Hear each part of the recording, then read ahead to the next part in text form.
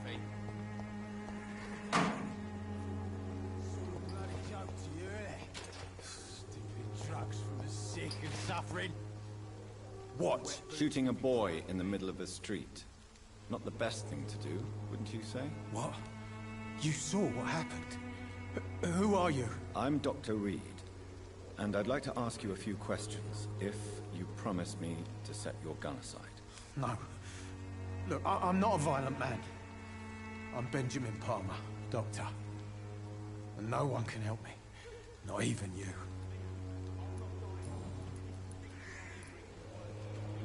What can you tell me about this place? Nothing to say, really.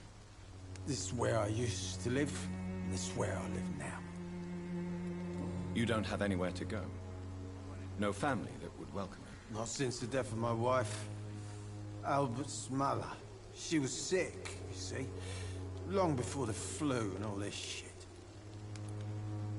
You mean you used to have a better life? Yeah, I had a wife, a home, and a job. I even used to have a name. Now I'm just Ben. Ben the Tramp. Perhaps you could focus for a moment and tell me your troubles. I'm sick, broke, and my son just stole my pills. Everything's coming up roses. Whatever the boy did, I'm sure he didn't deserve a public execution. I swear I didn't want to hit him. It's just that I'm sick in the head, you see, and the boy just frayed me last nerve. What is it, Benjamin? It was the war, wasn't it? Your nerves are shot, aren't they? I need some answers, Private. From one soldier to another. The doctors called me a liar. A coward. Put me in a straitjacket, locked me up. Finally, they sent me back to the front lines with a handful of tablets.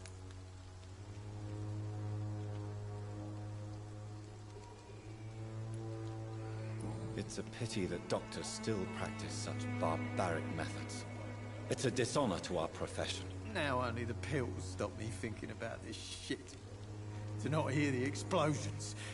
I'm even scared of the dark these days.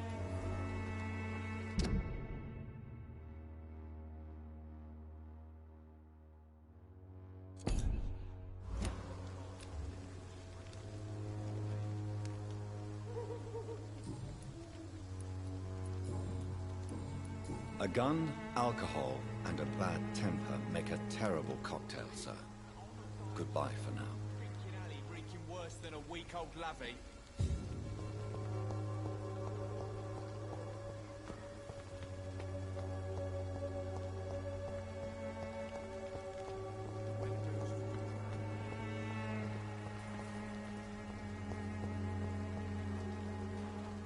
Good evening, miss. Good evening, sir. Are you interested in a miraculous cure for this unknown and deadly epidemic? Actually, I am. Then you have come to the right place. The famous Swanborough cordial is all you need to help keep you in perfect health. Oh, really? Why didn't I hear about it during my studies? I'm Jonathan Reed, by the way. Dr. Jonathan Reed. Ah, my brother has spoken of your research, sir. I'm Loretta Swanborough, and it's always a pleasure to meet a fellow healer. Tell me, who intrigues you most in Whitechapel? The region itself is something to see, but I would say Camellia the mute florist who gives away her flowers. What do you think of the locals? Most of them are afraid or desperate. They all come to me eventually for my remedy. Is there anyone I should avoid? Cadogan Bates, without a doubt. The bloody bastard remorselessly exploits poor migrants as soon as they get here.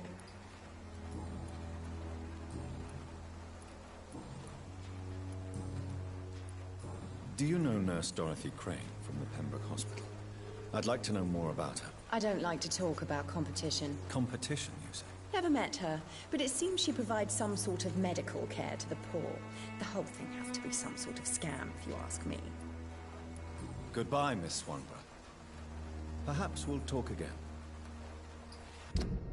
When science fails you, this elixir will give you faith again.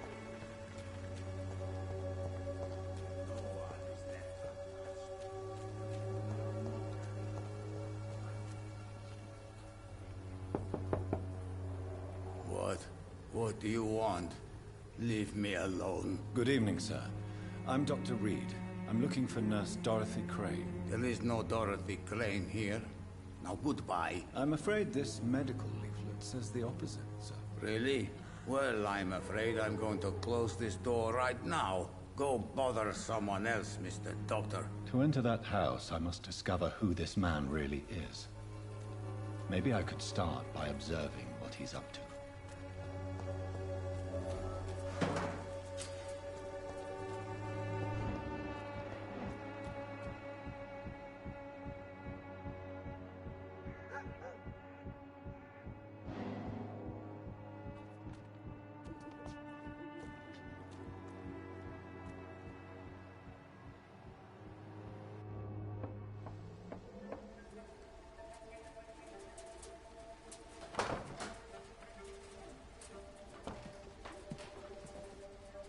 A strange man was at the door with a pass for our medical facility. I refused him entry. Darius, how could you know he didn't need our help? His clothes were too finely tailored to be from Whitechapel. Perhaps just a friend of that stray poet who is always about. Richard Nithercott? No, not of the same cloth, this man. I suspect some machination from that journalist. Clayton Darby. Is he still asking questions? Yes. I saw him drifting around St. Mary's Church. I swear he is tracking me, just downwind.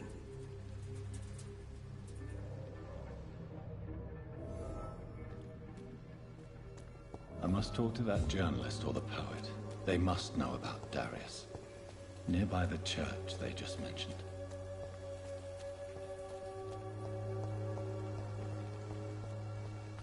Cheap price, good quality. Come on, take a look. Don't be afraid.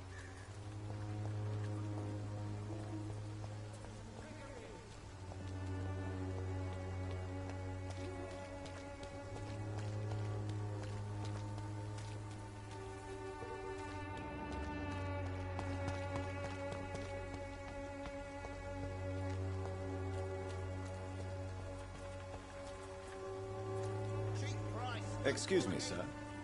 I have a few questions for you. Another journalist? I didn't answer the first one, so piss off! I'm not a journalist, I'm a doctor. A doctor, you say? It's quite a rare breed in this part of town. Really? But still, here I am. Dr. Jonathan Reed, at your service. I'm Joe Peterson's son, but Colossus Joe to most. And I don't remember asking for your service, sir. May I ask what you do around here? I do whatever I want, and sometimes even more. Now sod off. According to you, physicians are scarce in this part of town. Why is that? Not familiar with this neighborhood, are you? I guess your fancy colleagues are too afraid of being stabbed in the back. This part of town does have quite a reputation. Would you say it's justified? Totally. Look at me, for instance. I always look my opponent in the eye before knocking him out.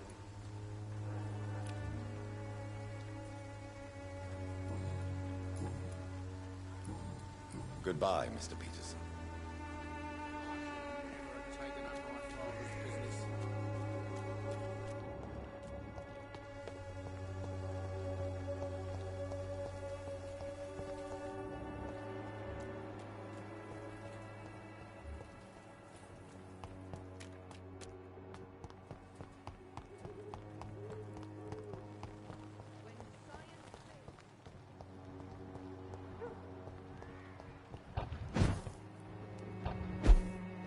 It's locked, all right.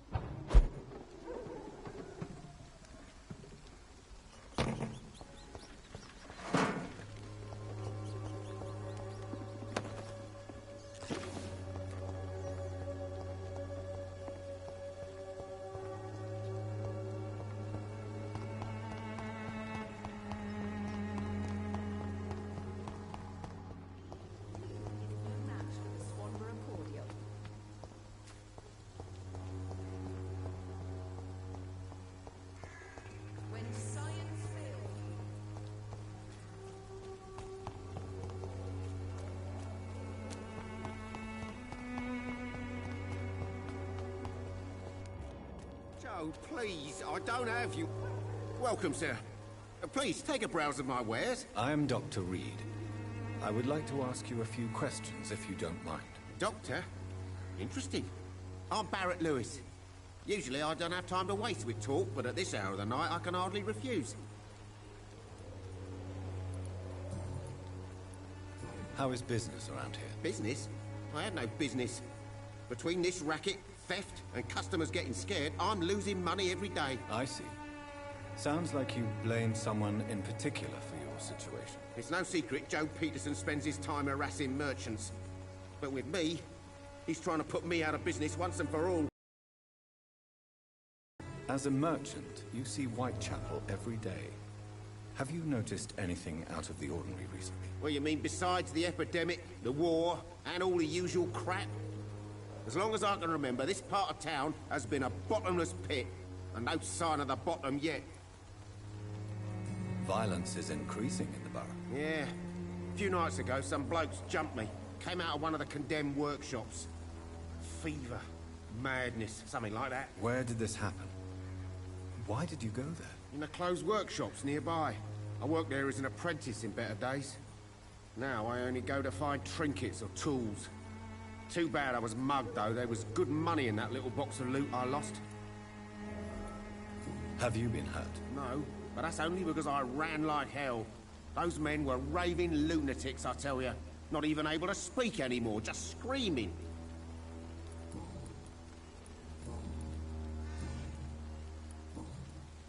Right then. Show me what you...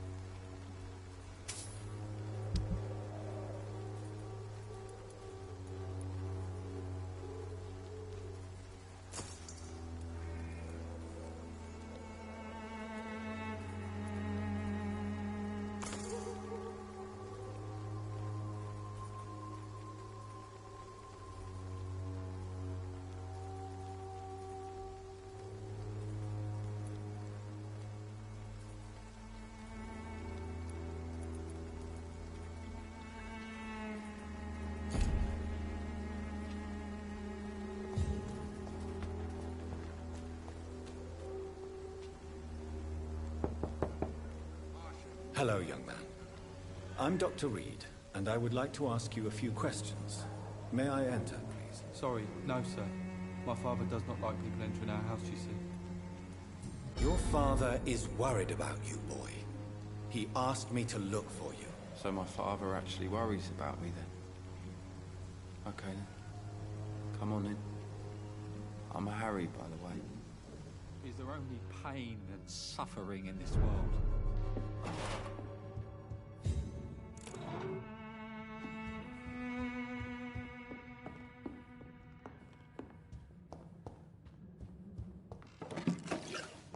Even my dreams are soaked with glue.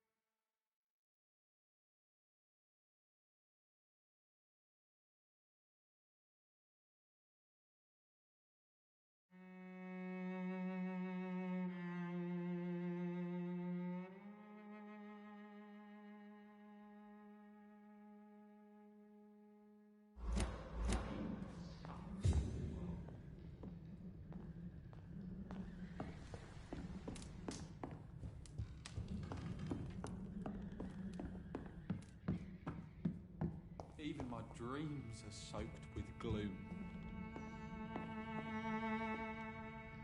So, may I ask you a few questions? I'm not bothered.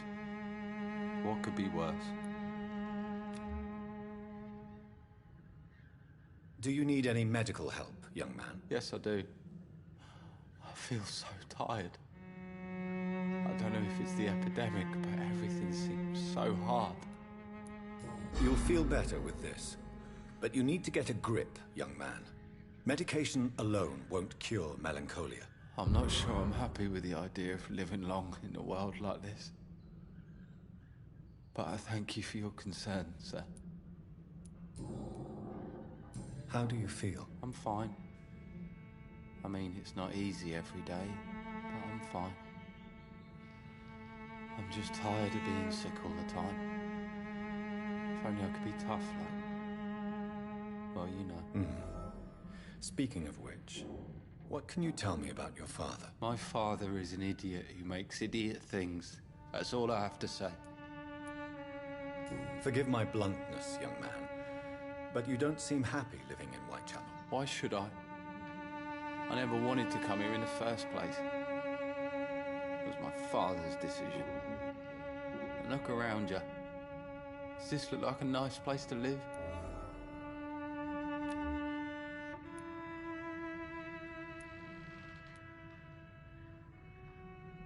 This place is awful, I agree. But does that not mean your situation can only improve? That's exactly what my father says. Harry, you should be grateful for what you've got. I wasn't even consulted when we moved here. If life here is so terrible for you, why don't you just leave this place? Have you ever spoken to your father about it? I don't go outside. It terrifies me so. I went outside once without my father noticing and I saw terrible things. Bloody and frightening things. So that's why you stay at home all day? For fear of the epidemic? I'm not afraid of disease or death, Dr. Reed. It's the living I'm afraid of. Would it ease tensions with your father if he got an honest job? Because he tried, you know. I can't say. I'd be glad if he dropped his thuggish activities. But I'm not sure it would be enough. Why is that? Sometimes I suspect it's me, Dr. Reed. Or it's this life. It's like I can't find my place.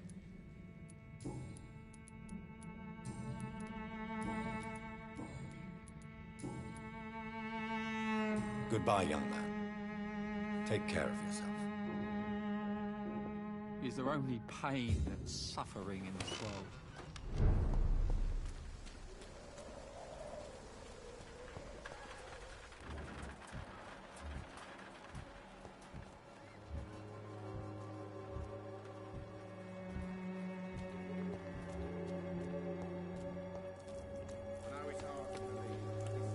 You again? What do you want this time?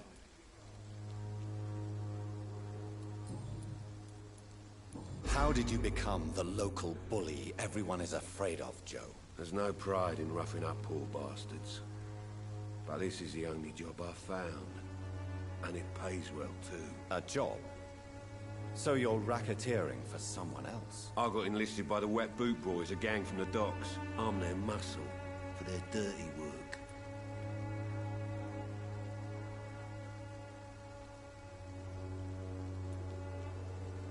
You survive at any cost, even at the expense of others.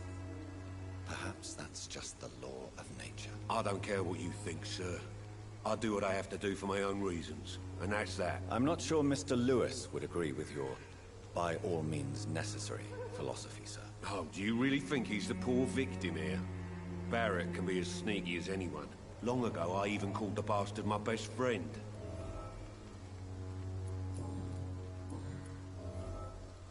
Harry doesn't seem happy living in Whitechapel. Why did you make him come here? I've always put my son's interests above everything else, whatever he may think. Our house is small but affordable. The walls are thin, but the door is solid. You really love your son, don't you, Mr. Peterson? He's my pride and joy. Even if he hates me for the choices I make and pushes me buttons more than he should. Do you have any regrets? Only one. Not to have my beloved wife by my side. She died when Harry was little. My sweet Jane. She gave the boy confidence. Since the criminal nature of your job means you could be arrested, are you not afraid of what would happen to your boy if you were? No one will ever take my son away from me. If that ever occurred, I'd hunt the bastard down and rip off his head with my bare hands. Why do you keep on working for the gang, Joe? You know it doesn't suit you. It's true, I hate this job. And I know I made some bad choices, but I'm a wet boot boy now. People won't forget it. You could leave tomorrow.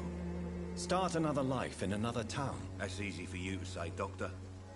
We are poor. My son's weak, and there's no way he'll endure another disappointment.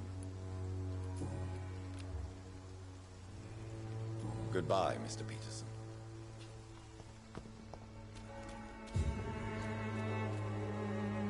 Fancy buying something, sir? You never lose your focus, do you? Joe Peterson. He's the villain here, isn't he? But you seem to know each other. I've known Joe for years. I saw him box once or twice. He was a friend then. And these days, he's just another thug. What can you tell me about Mr. Peterson? Besides his behavior toward you, obviously. Colossus Joe was a decent boxer, good one even. But after his wife passed away, he found every excuse to stop training. Just wanted to pick fights with everyone.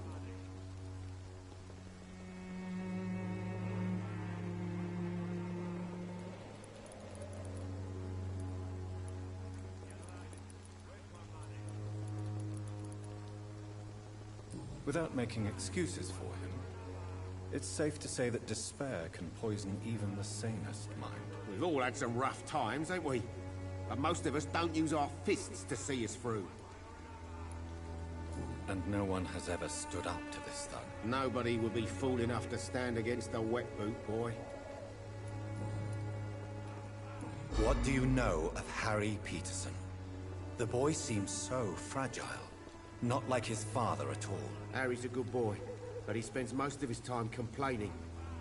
He's had it tough, all right, but he needs to grow a pair. What troubles him exactly? But despite being his father's son, almost everything, I think. He never wanted to come to Whitechapel in the first place. Hates this place more than most of us. Goodbye for now, Mr. Lewis.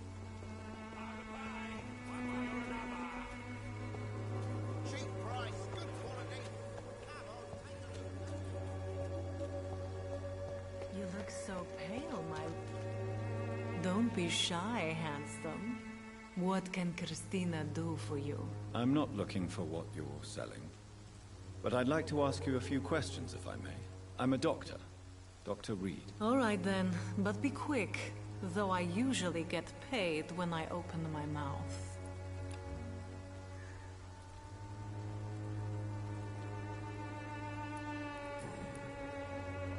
Christina, have you been examined? The epidemic is spreading fast in London, and you could be exposed, or expose others. I don't like doctors or hospitals, but I don't like you asking questions. Considering your line of work, I assure you it is only a matter of time before you have health issues. If it is going to happen, it will happen. Right now, I need money. That's what's important. You can put your own life in danger, that's your decision. But what about your clients? If you're contaminated, you will put them in danger too. And you think that would worry me? If you knew the men I deal with, their health would not be what you...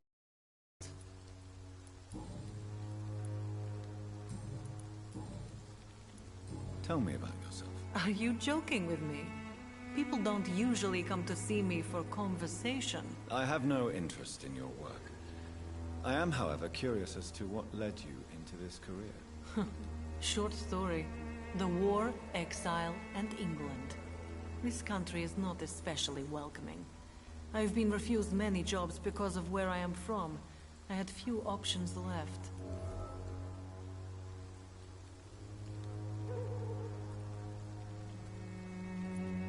I always thought I was the master of my own fate. But now I know we don't always have control over our lives. I don't judge you. You know, this money is not only for me. I have good reasons to need this money quickly, but it is not your concern, Doctor.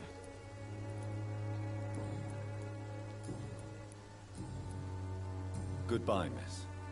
Take care of yourself as best you can.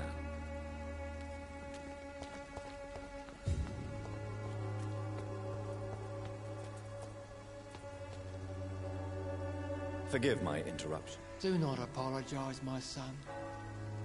Father Tobias Whitaker is always happy to teach mortals about the incoming Armageddon. I am Dr. Jonathan Reed, and I just have a few questions. A scientist? You are much more lost than I thought, my son. What do you mean when you say that I am more lost than you thought? All scientists are entangled in a world of causes and consequences, and most of them can't see the plain truth. Quite a judgmental opinion, if you ask me. But what do I know? Blinded by science as I am. Well, you are seeking answers, aren't you? Answers about the Armageddon about to strike the city. Answers about the hidden truth. Well, I suppose I can spare a few minutes listening to your so-called truth. As a doctor, you must be aware of the decimating epidemic. But let me tell you that this so-called Spanish flu is just the beginning of the end. What do you mean? The beast is finally revealing itself, corrupting the flesh and the heart of men. With my own eyes I have seen them, those minions from the abyss. Really? And what would be your answer to this biblical threat? We must fight the disease before this legion outnumbers us. But not with scalpels and microscopes. No. What is left then? Cleansing fire.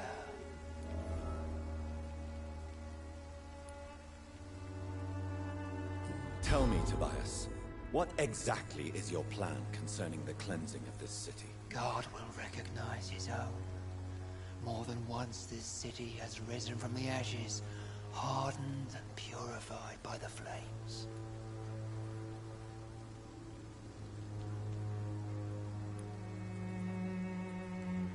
Purification by fire has proved useful, but where do you stop? Burn the clothes? The buildings? The corpses? Worse? Your lack of faith is predictable. But my task is to convince rational minds like yours to see the light.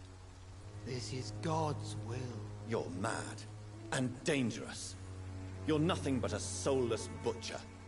A small-time Torquemada. The Savonarola of Whitechapel. My son, if you think salvation is a free gift, go listen to the lies of that pompous fool, Joseph. Joseph, a fool? Vicar Larrabee of St. Mary's Church. While he continues preaching his fraudulent redemption, more and more people die in the streets. What do you mean when you say that I am more lost than you thought? All scientists are entangled in a world of causes and consequences, and most of them can't see the plain truth. Quite a judgmental opinion, if you ask me. But what do I know? Blinded by science as I am. Well, you are seeking answers, aren't you? Answers about the Armageddon about to strike the city. Answers about the hidden truth.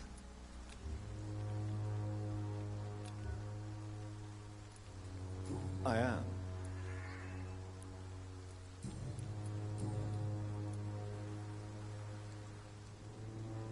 Have you any friends? Any family left in these terrible times? No. But I have a disciple I see as my son. He is so devoted. I sent him to preach the good word in the heart of this corrupted city.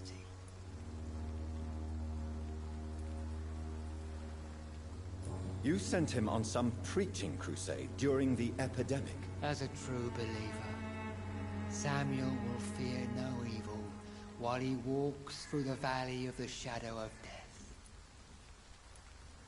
Where did you send him? I sent Samuel to the Stonebridge Cemetery, where the pestilence and evil grows night after night.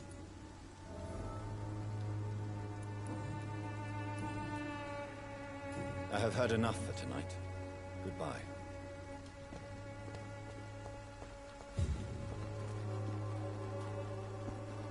Excuse me, sir. Are you familiar with this part of town? Name's Clayton Darby, reporter. Sorry, I'm new to Whitechapel. But perhaps you could help me since you're a journalist. My name is Jonathan Reed. Dr. Reed, the famous surgeon. I'll gladly help if I'm able, sir. Why are the newspapers keeping silent about the Spanish influenza? It's as though none of you care. There's a war going on. People shouldn't be demoralized by news of deadly diseases.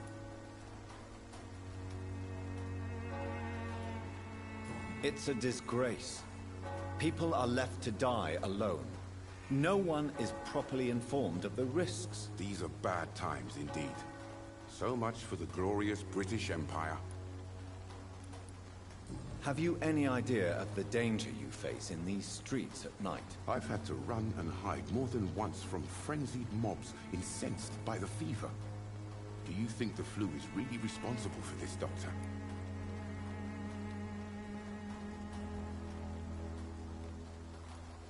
I'm convinced there is more at work here than a simple epidemic. Really? To be honest, I could say the same. Some of the sick I saw or heard of. My God, what happened to them? What is a journalist doing in this borough after sunset? He goes where none of his colleagues would dare to go, to inform the country. So you risk your life to reveal the truth. I saw many reporters do the same during the war. Whitechapel is the crucible of so many untold stories and tragedies. I want people to know them. That's quite honorable of you.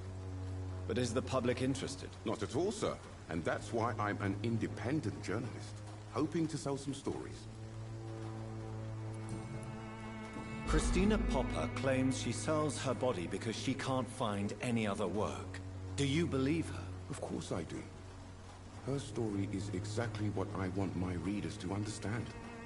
We live in an intolerant and divided nation. Do you think things will ever change, Mr. Darby? I believe the situation can only improve.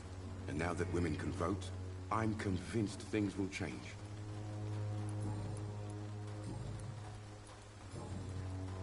I heard you're investigating an underground medical dispensary in Whitechapel.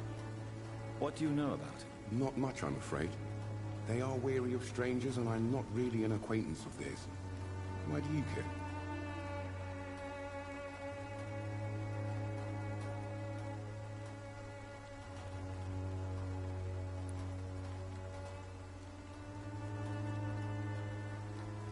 I'm afraid one of the nurses from the Pembroke Hospital may be involved with unsavory activities. Ah, could it be Dorothy Crane? Without a doubt, you are a damn fine journalist, Mr. Darby. What do you know of her accomplice, a man named Darius? I don't know much about the man. He's very cautious, never goes out, doesn't seem to have any friends or family. He has no relatives at all? No. Except for that strange man, a poet named Richard Nethercott, who sometimes comes by. Darius would never let him in. Where can I find this Mr. Nethercott? He spends most of his time lurking around Whitechapel, talking to himself or declaring verses. These days, you can usually find him behind the church. He never goes out? No. A few days ago, he unexpectedly did. I followed him, but it was just a ruse to keep me away from his house. Really? How do you know? He went to the nearest mailbox, but just before posting his letter, he ripped it up and threw it away.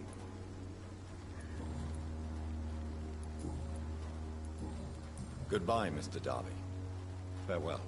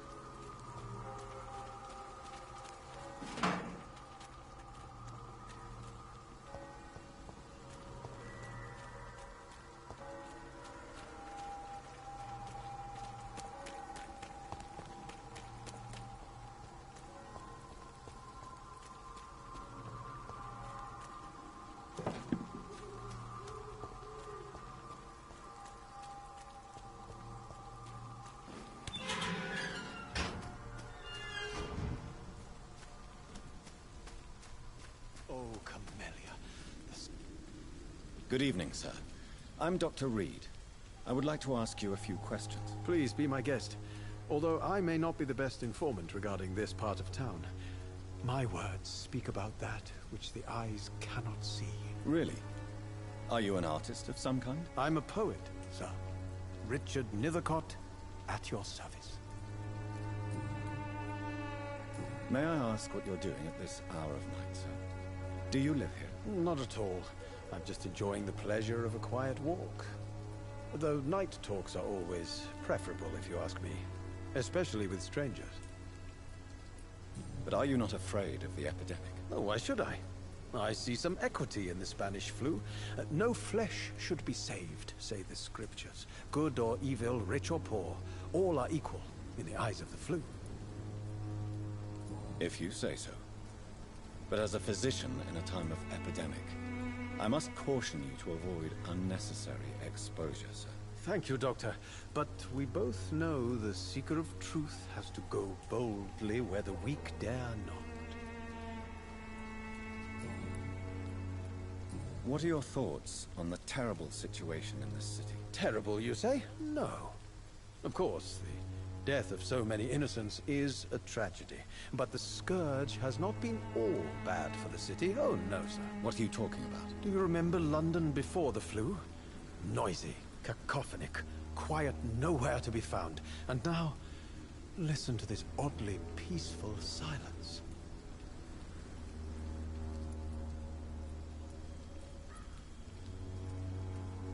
Yes. The enjoyable silence of the grave.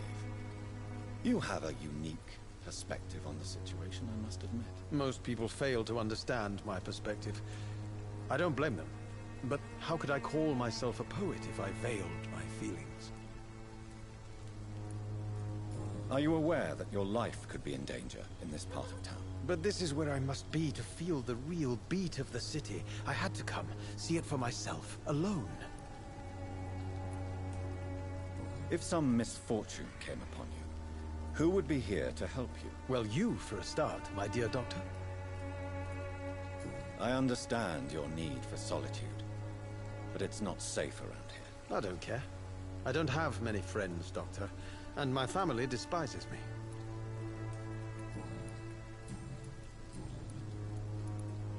Tell me, Mr. Nethercott, why seek inspiration in Whitechapel? The place is not beautiful per se, but how to explain it? Stirring and challenging. Do you not think it a little morbid? On the contrary, sir.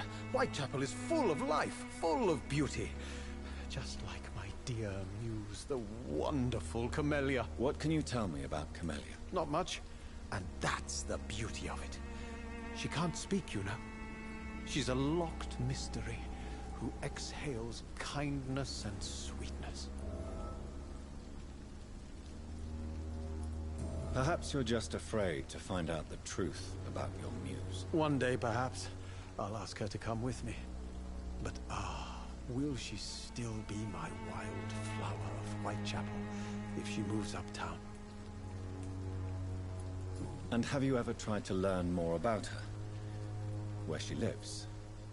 How she survives? Whom she may know? Maybe I prefer she remains an enigma. Reality can be so dull, don't you think? In what way, exactly? The struggle by gaslight, the barren smiles and the arid hunger under the rain. If you say so. Such vibrant antagonism and vivid paradox. The stripped humanity raged across each street. Vivid, of course, yes. And what about the poignant distress? Oh yes, the poignant distress. You see what I mean, don't you? That's what I want to write about, and that's what Whitechapel is made of.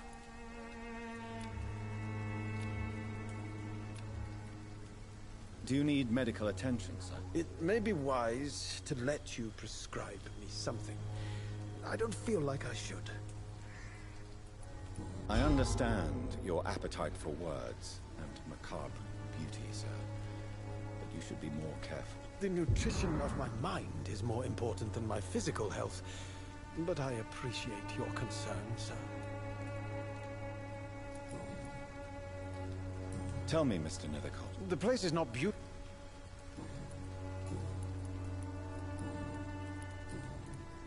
May I ask you a few questions about the district? Extraordinary part of town, is it not?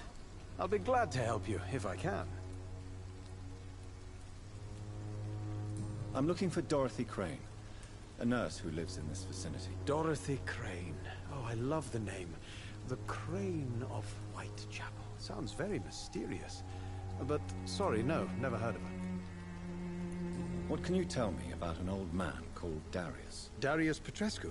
Yes, I know him. At first, I thought he was only a small publisher. I invited him to publish my work, but his reaction was pretty clear. Not interested in your talent? Darius is an old political activist who takes delight in printing tracts and lampoons. Those communist activities only require mediocre writing skills. I'll leave you alone, sir.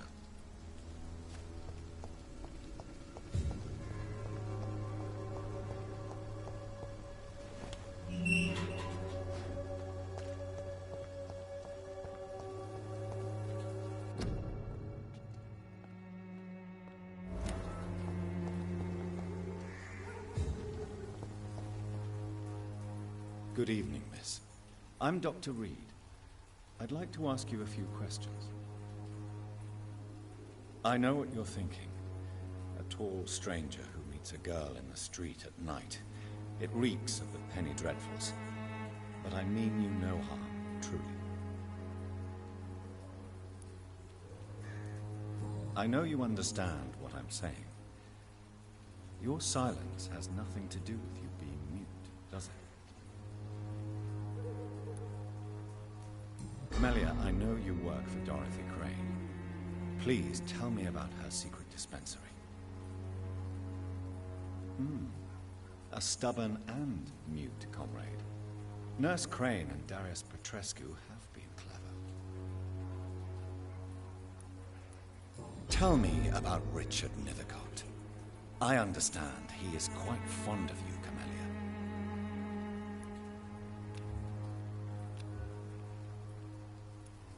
Very well.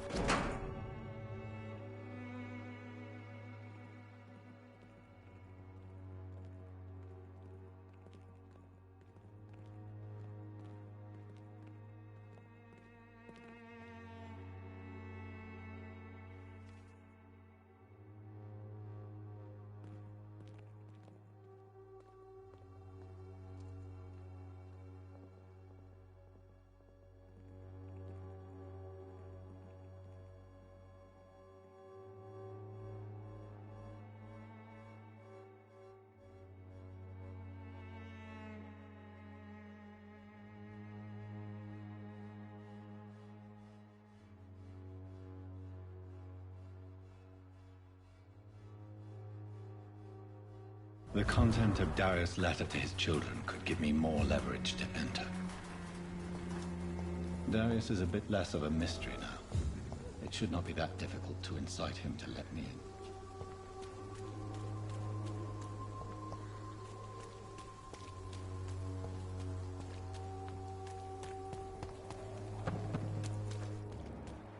Pay me a glass and I'll be gentle. Pay me a bottle and I'll be nasty.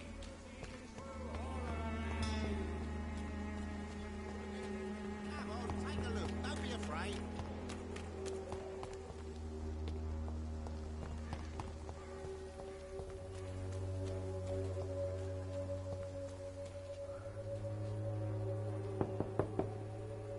Mr. Petrescu, just 1 minute, please. You again? Go away. Sir, wait. Stop this nonsense. I know Nurse Crane is here. Shall we speak man to man, you and I? All right. Speak up. Don't you see we're on the same side? We fight to help the poor, sick, and abandoned. I'm nothing like you, Mr. Potter. Yes, you are. You too believe in providing medical care without charge. You know what we have to sacrifice to make the world a better place. I have to admit your words have conviction. All right, I'll let you see Dorothea. Don't make me regret this, though.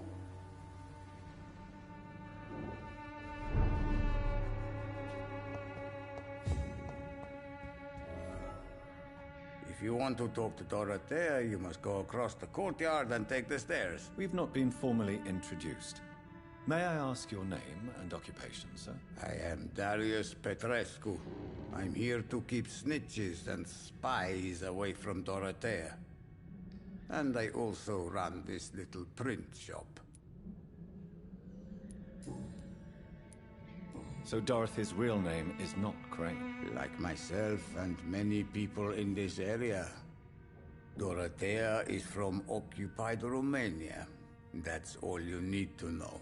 She seems important to the community. More than you can imagine. The West End does not want to hear of Whitechapel's misery. Dorothea is one of the few doing something about it. Tell me everything you know about Camellia, the mute florist. I do not believe in the afterlife, Doctor, but I'm almost convinced Camellia is an angel. She volunteered to give out our medical leaflets. Are you not worried for her safety? She is as brave as she is tough, and clever, too. If only I had met her when I was younger. Are you in love with Camellia, Mr. Petrescu? Don't be stupid. If I had met her when I was younger, we could have won our revolution. Who is she, really? Do you know where she's from? She's not from around here, that's all we know. Camellia is not even her name. It's her favorite flower. You say she has no close family? Well, there's that awful poet who constantly follows her around like a lost puppy. A good man for sure, but a very poor writer. Tell me everything you know about Camellia, the mute florist. I do not believe...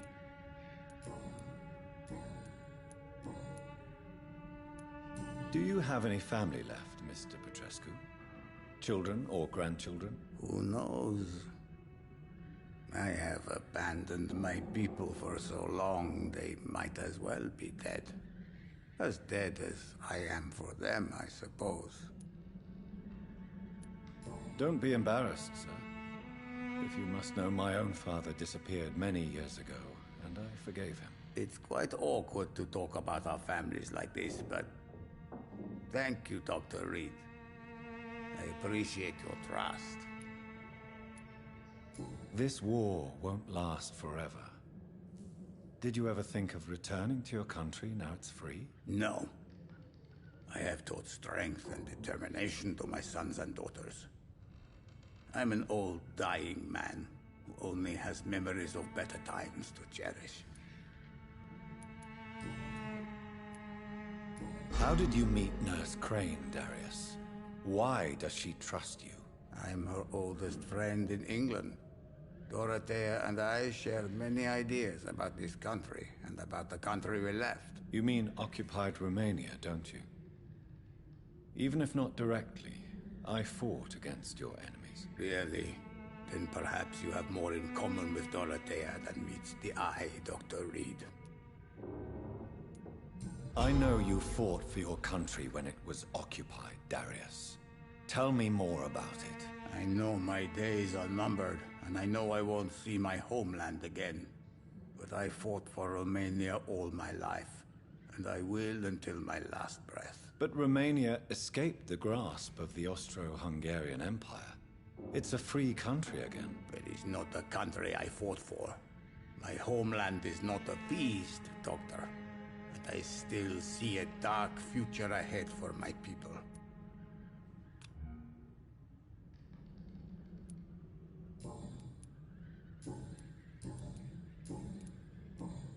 Goodbye, Mr. Petrescu.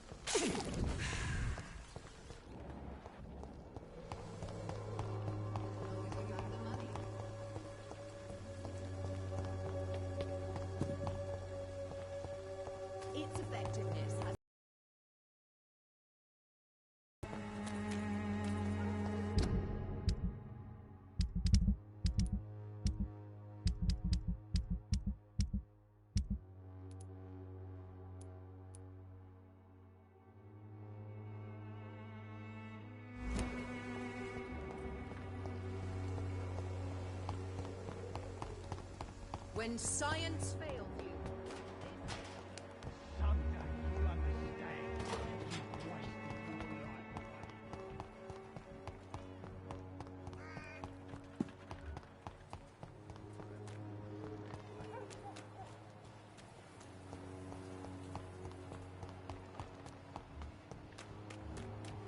Joe, please, I don't have your money. Fancy buy. You never... Right then. Show me what...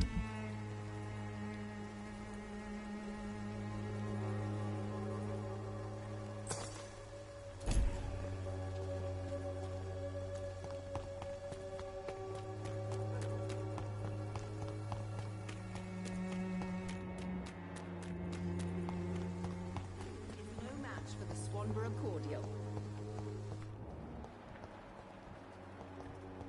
When science fails you.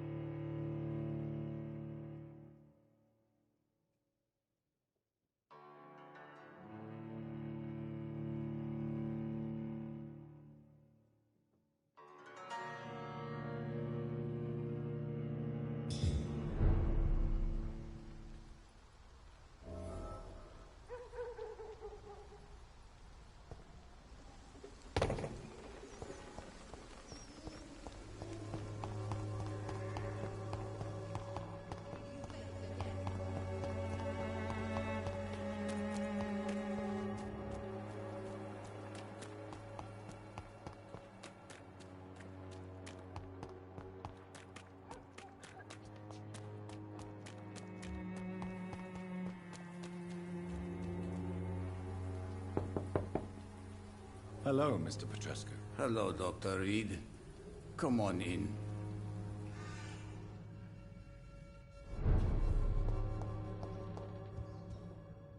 Yes? Do you need some help, Mr. Petrescu? I am very tired, but that is all. I don't need you, Doctor. Well, I think you do. Take this, and you'll feel better. Free drugs from an English doctor? It must be my lucky day.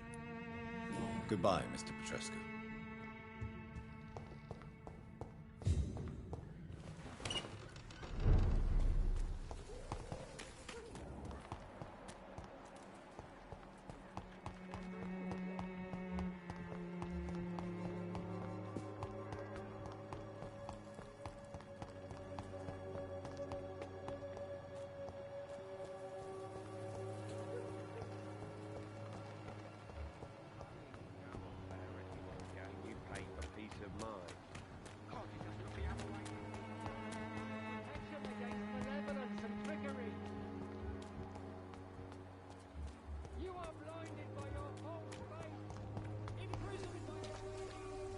Good evening, Chris. Change your mind? Do you need any assistance, Miss Popper? It depends on the price of your medicine. I am shocked that you would think I am that sort of man. Forgive my suspicion. I'm so used to liars with good manners. Thank you, sir. Do you know Nurse Dorothy Crane from the Pembroke Hospital? Anything you can tell me about her would be helpful. I don't know her, but I know her name is Dorothea Crasionescu. She came from Romania like me and many others. You seem to respect her. Dorothea helps the sick people of Whitechapel. Everyone should respect that.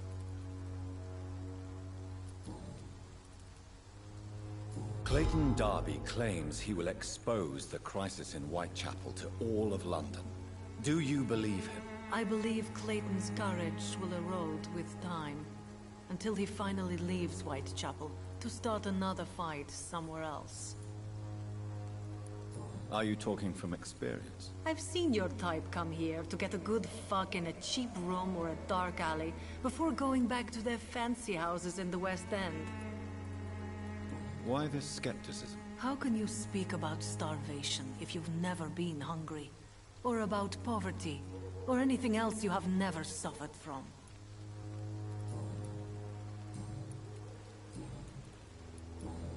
Goodbye, miss. Take care of it.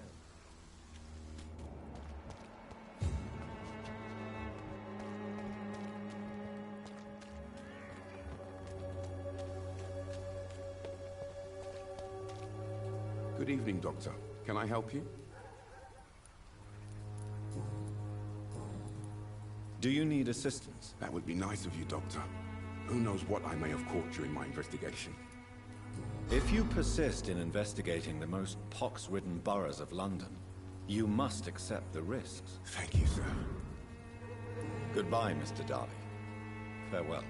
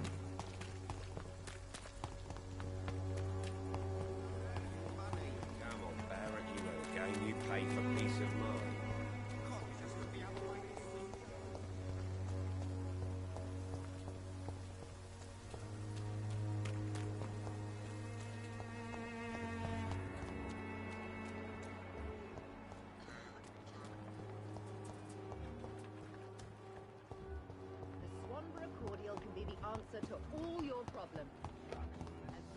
Suffering. Me? I'll not die in some piss-stinking alley reeking worse than a week-old lavvy.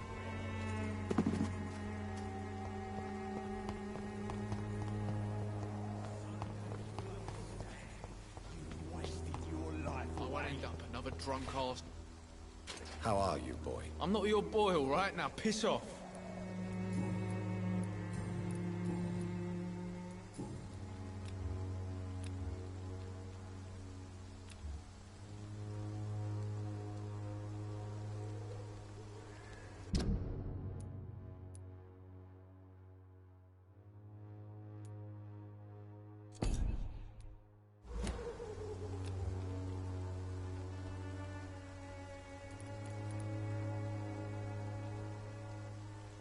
Goodbye, young man. The wet boots will be proud of me.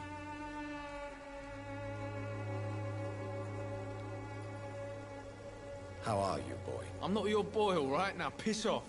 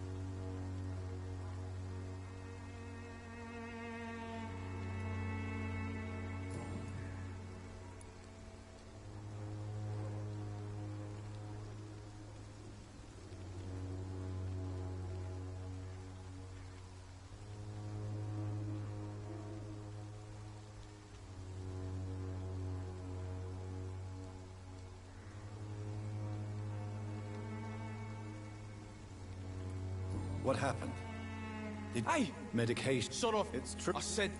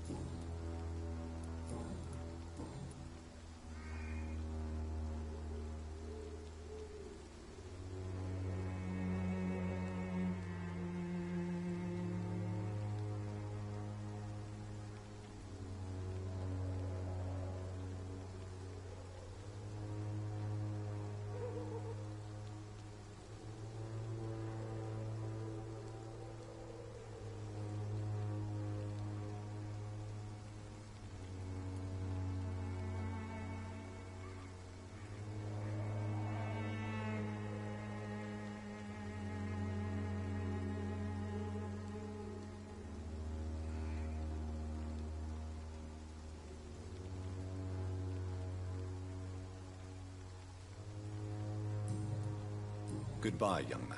I won't end up another drunk arsehole littering the streets. Not me.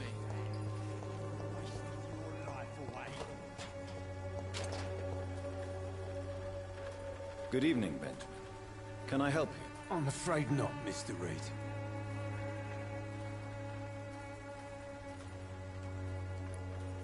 Do you know Nurse Dorothy Crane from the Pembroke Hospital? Have you heard anything? It's funny, I've been searching for her too. Really? Word is she ain't real. It's just a cover.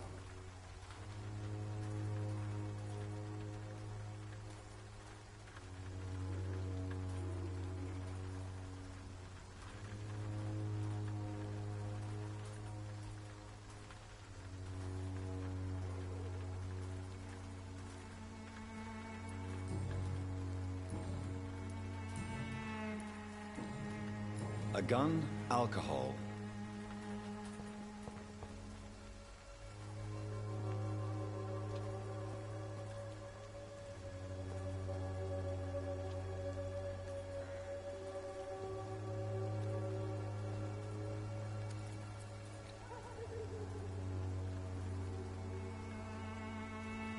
If I could get some working, everything would be better. When science fails you, this elixir will give you faith again. The gangs are ruined. Its effectiveness has been proven by many. Even the flu is no match for the Swanborough cordial. Not me. The Swanborough cordial can be the answer to all your problems. As long as you have the money.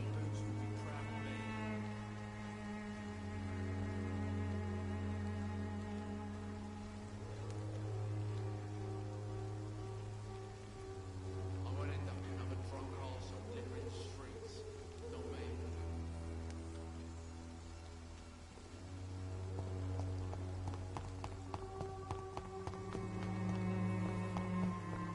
Me? I'll not die in some piss-stinking alley drinking worse.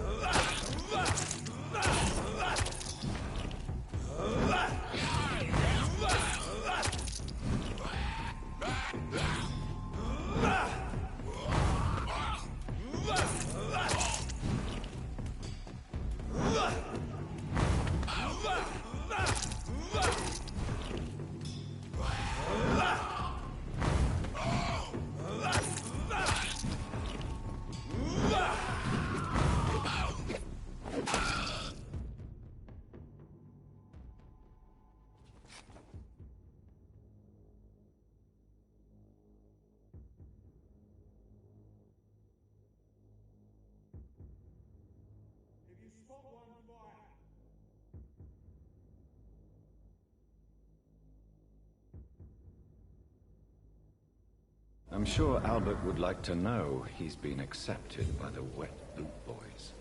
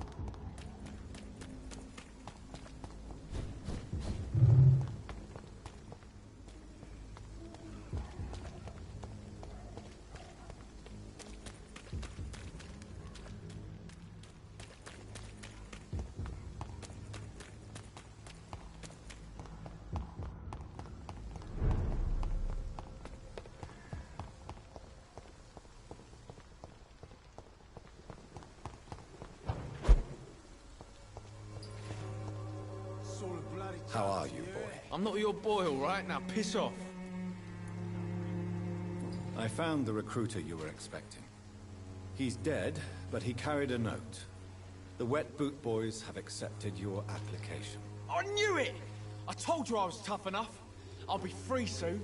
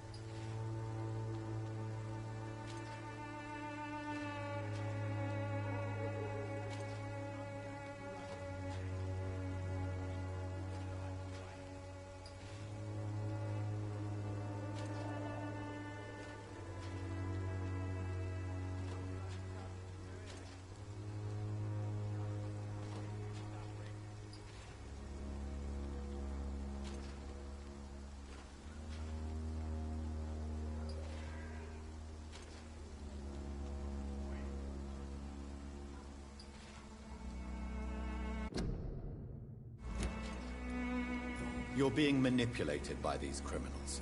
What's worse is that you're clever enough to know better. You're all fancy words, none of which concern me. Go worry about someone else.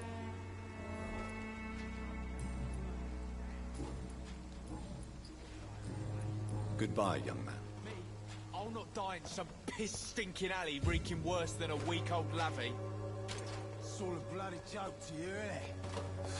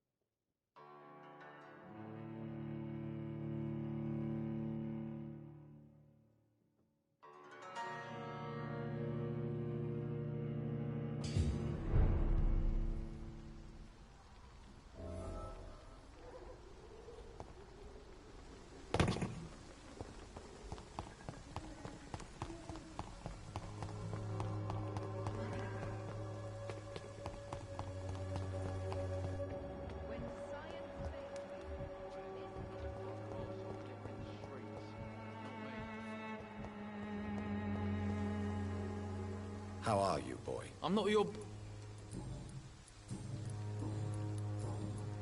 Goodbye, young man.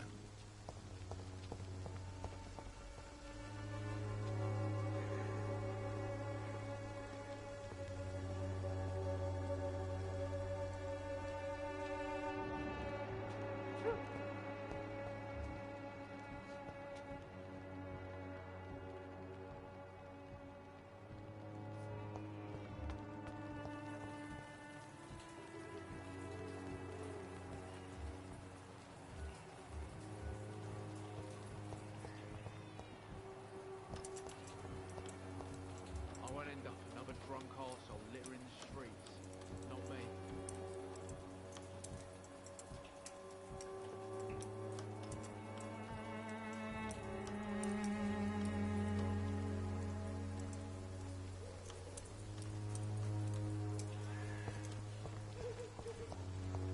Wet boots will be proud of me.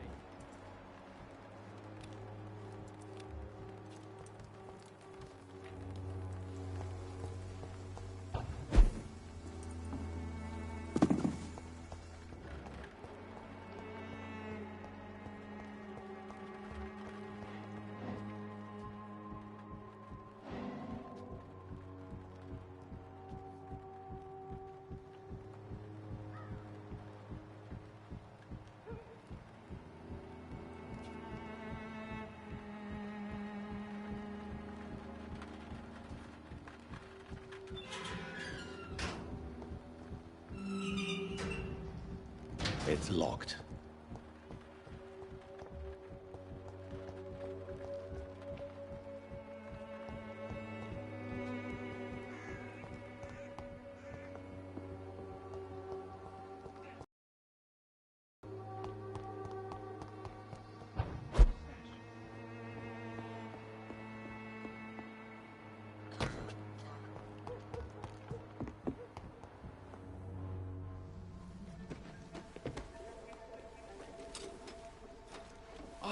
There it is.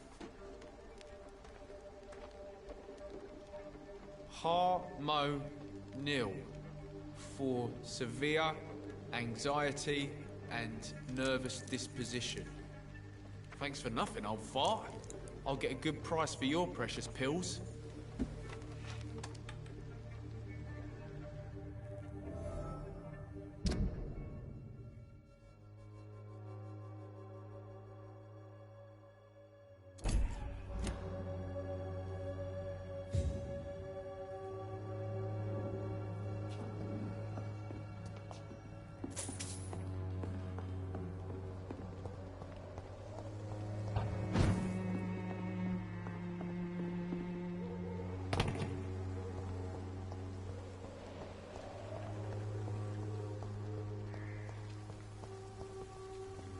How are you, boy? I'm not your boy, all right? Now piss off.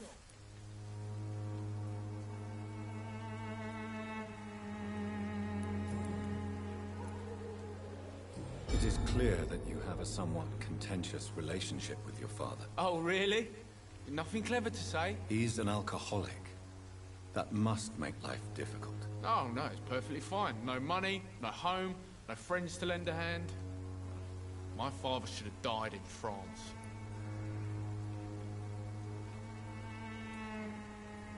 War can change you. I have seen many men who have lost their wits on the battlefield. I'm not going to lose any more time with that drunken arse. Me? I prefer to take my chances with the wet boot boys. Why did you try to steal your father's medication? Why shouldn't I? What has he ever done to earn my respect? Your father seems to hold quite a grudge against you. Man's a walking gym ball. I ain't seen him sober since he got back from the war. But the gun? Now that is a surprise. Why do you want to join a gang, Albert? I'm not going to spend the rest of my life sleeping under bridges. I understand that living in poverty may be a doorway to a life of crime. But you are still young enough to turn back. I'm not a child anymore. I'm old enough to do what needs to be done. Yes, Albert. You're old enough for the death penalty. So what? A good life and a quick death, that's all I want.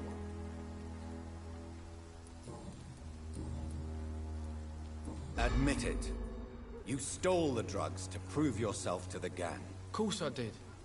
The Wet Boot Boy's got it sorted. Territory, respect, money.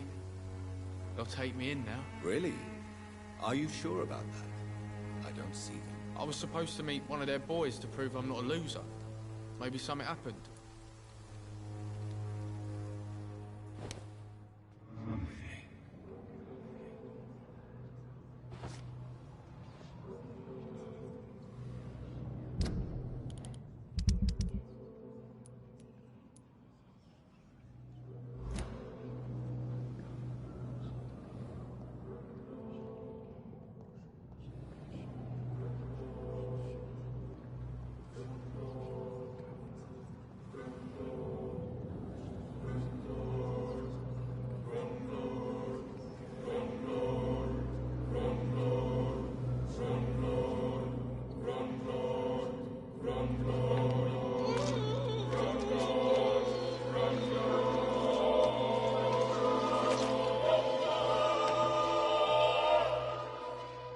No, not now.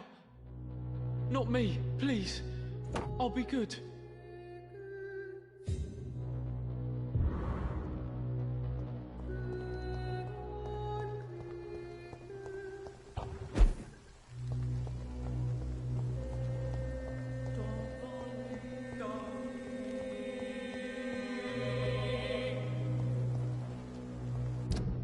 When science fails you, this elixir will give you faith again. Good evening, Benjamin. Can I help you? I'm afraid not, Mr. Reed.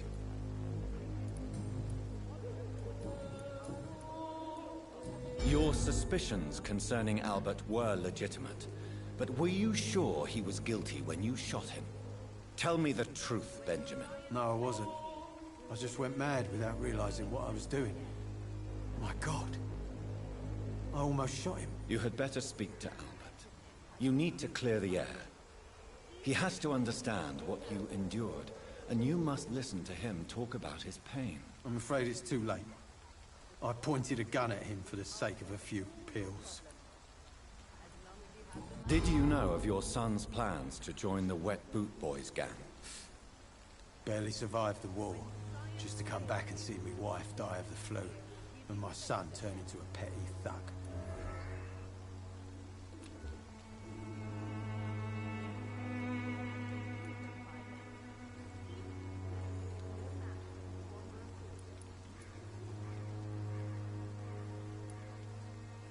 Albert is old enough to make his own mistakes, don't you think?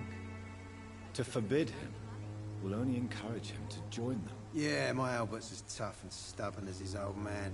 Apple didn't fall far from the tree. A gun, alcohol, and a bad temper make a terrible cocktail, sir. Goodbye for now. Effectiveness has been proven by many. Even the flu is no match for the Swanborough cordial.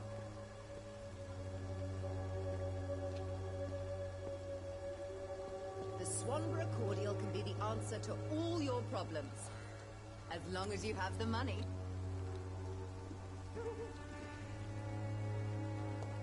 Gangs are ruined.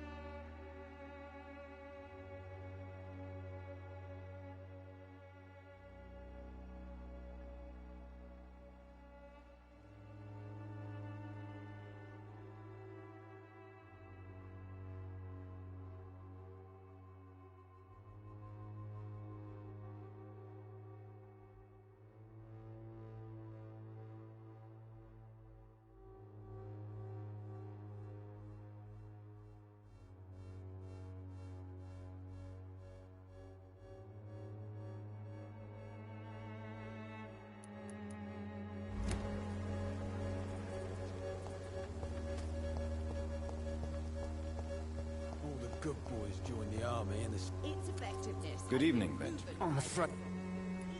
A gun, alcohol, and a bad temper make a terrible cocktail, sir. Goodbye for now. When science fails you, this elixir will give you faith again.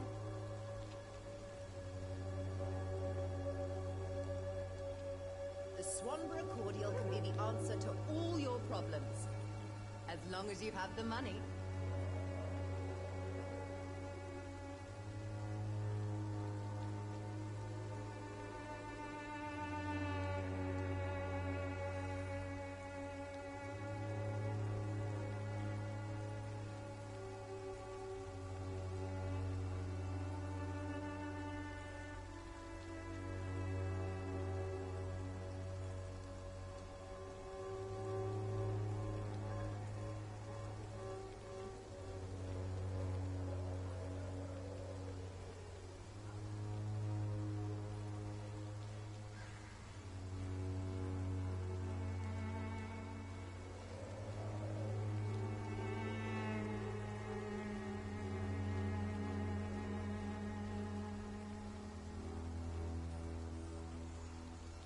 The Swanborough cordial can be the answer to all your problems. As long as you have the money.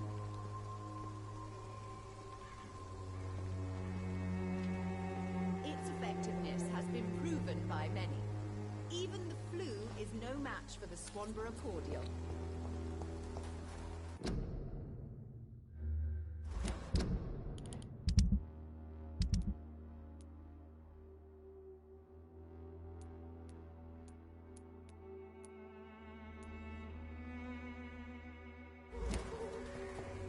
When science fails you, this elixir will give you faith again.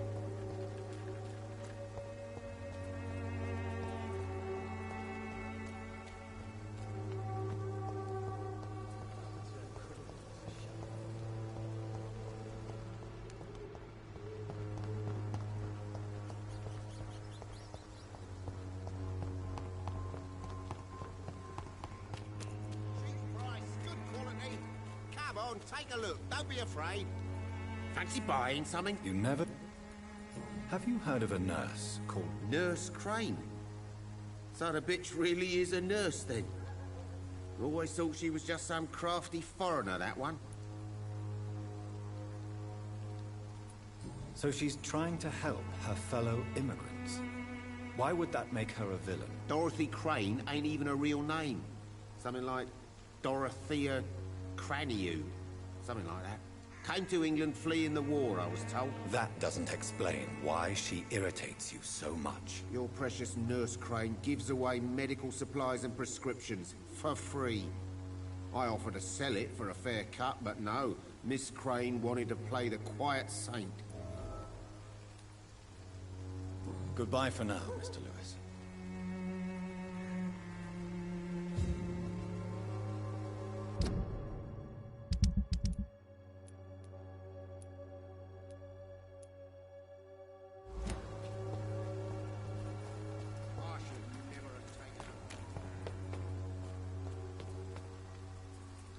Good evening, Mr. Whitaker.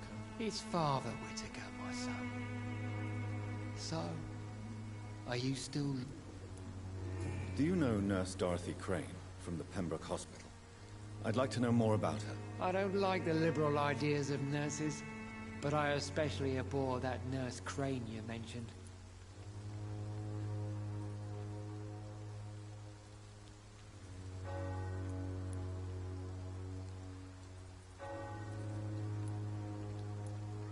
So, you're not exactly a fan of Florence Nightingale's work. But nurses are essential for modern healthcare. Nuns should be the only women allowed to take care of male patients. It's obvious only they have the necessary moral fiber. Why do you hate Nurse Crane more than other nurses? Before coming to London, she was a member of the communist resistance in our country. That's what happens when you let a woman get involved in politics.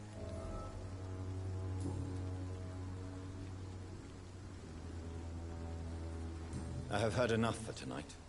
Goodbye.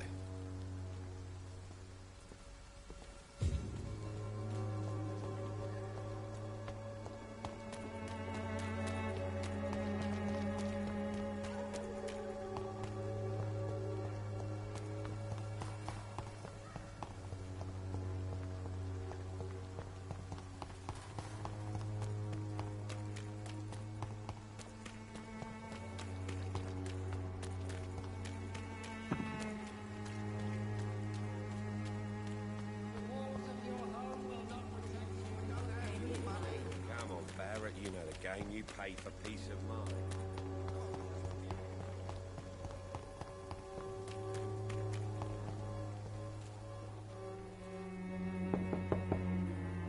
Hello, Mr. Petrescu. Hello, Dr. Reed. Come on in.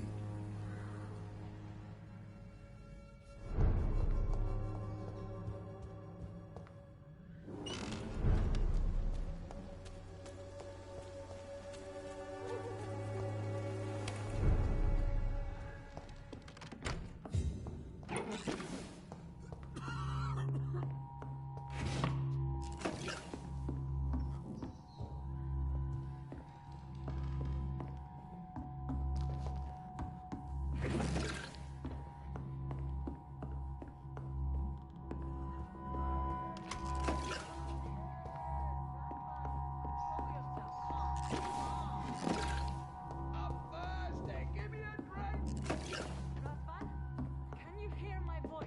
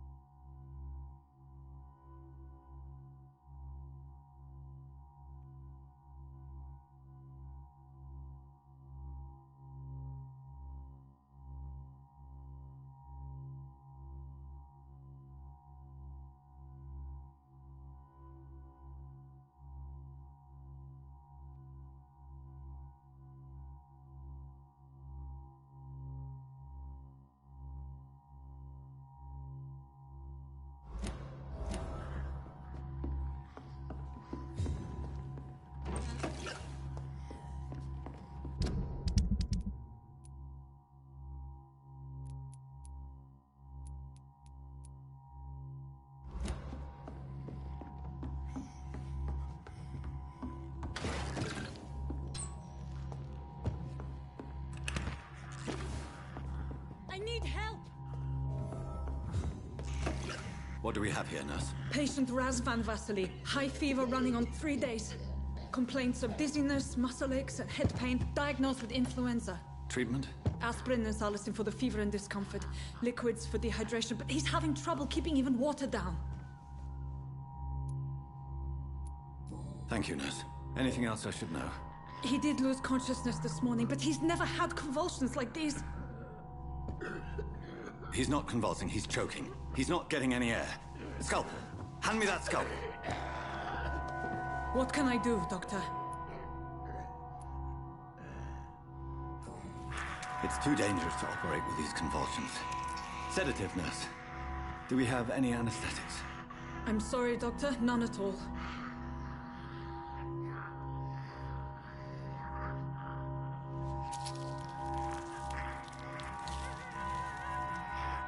I need to perform a tracheostomy. Short pipe. That rubber tube will do. We're going to cut a passage for air through the neck. Yes, Doctor. He's breathing again, but he's coughing up blood. Internal hemorrhaging. I need to make another incision into the chest cavity to drain the fluids from the lung.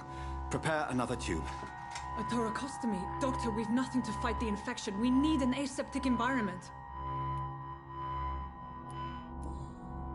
Right then, Nurse Crane.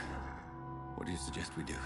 I've no idea. I'm not the doctor. Time is of the essence. We need to perform a thoracic drain.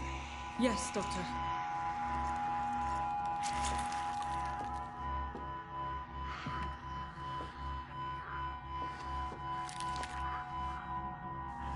He's still bleeding, Doctor.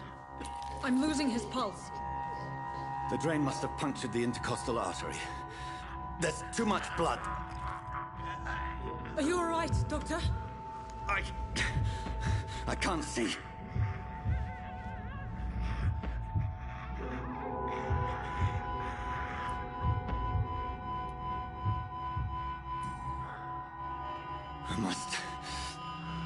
First, suture the artery. Find the wound. The source of the blood. Needle and thread, Doctor. Good. The stitches are holding. How's he doing? We're losing him. We've lost his pulse. He's dying, Doctor!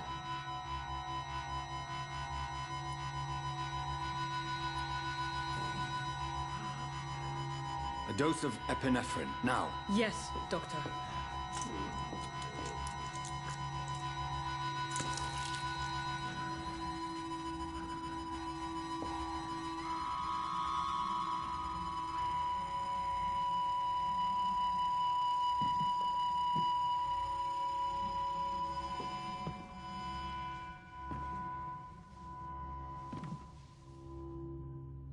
We've lost the pulse.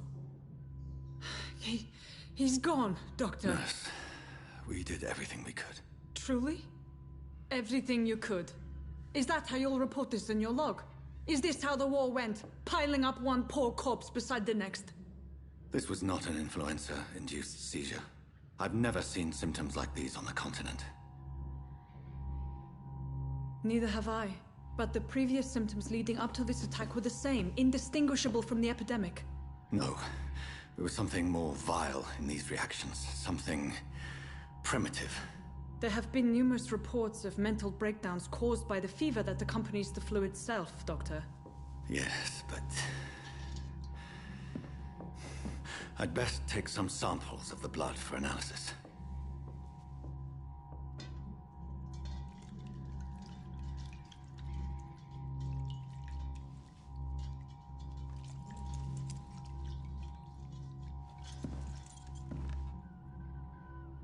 I doubt you're here to test my bedside manners. I suspect it was more than intuition alone that led you to us. So, how might I be of service, Dr. Reed?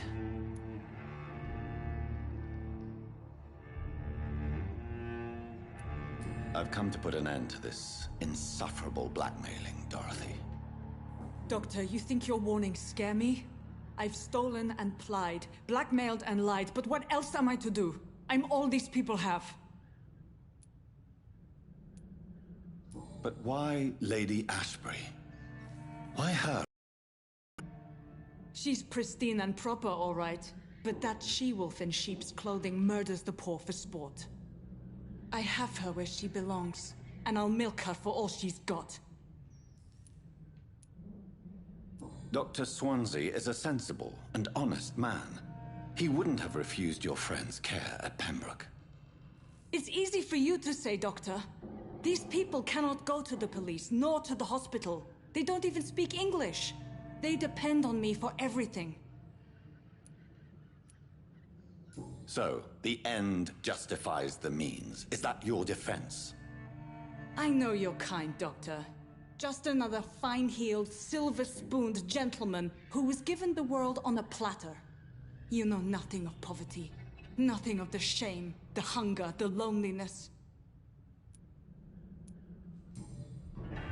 You've convinced me of the sincerity of your actions and their noble justifications. But all the same, blackmail is a crime, and it will stop, Nurse Crane. So, are you going to turn me over to the authorities?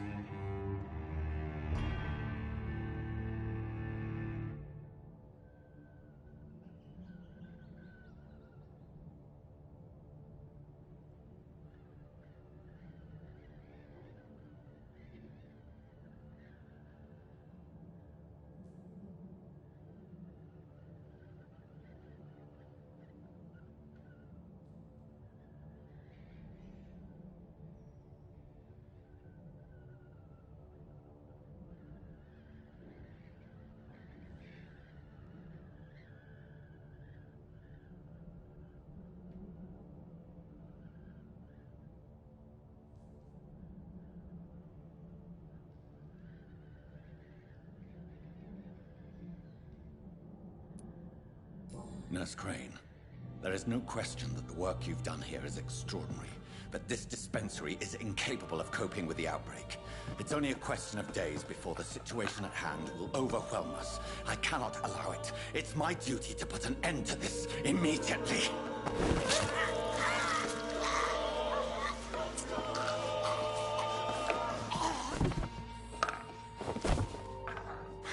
I'm not ashamed. I did what was right. For in the end, I saved lives and you took them. But we had so much in common, Doctor. Don't you see that?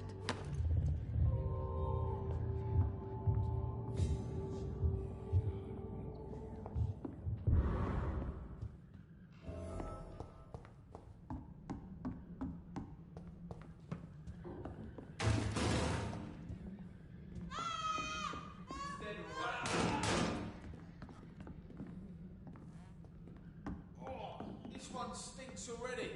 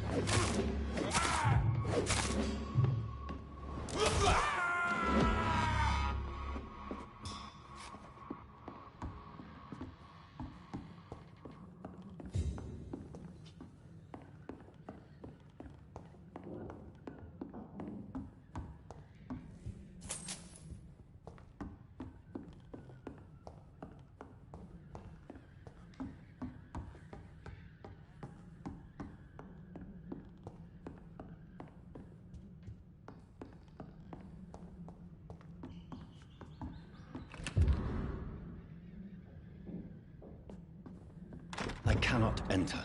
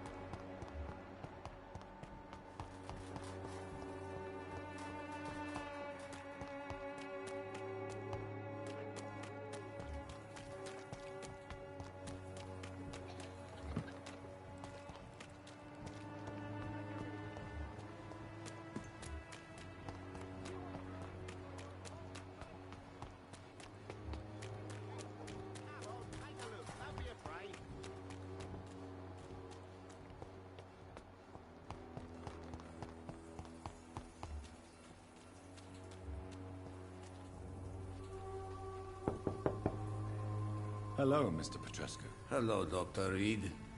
Come on in.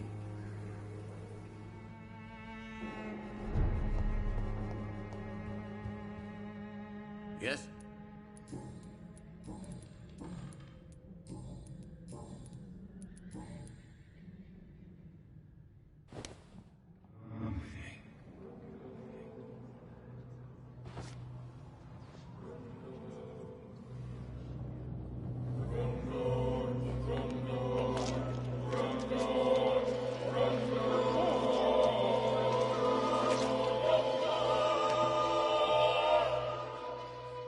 Who will assist Dorothea helping our comrades now that I die?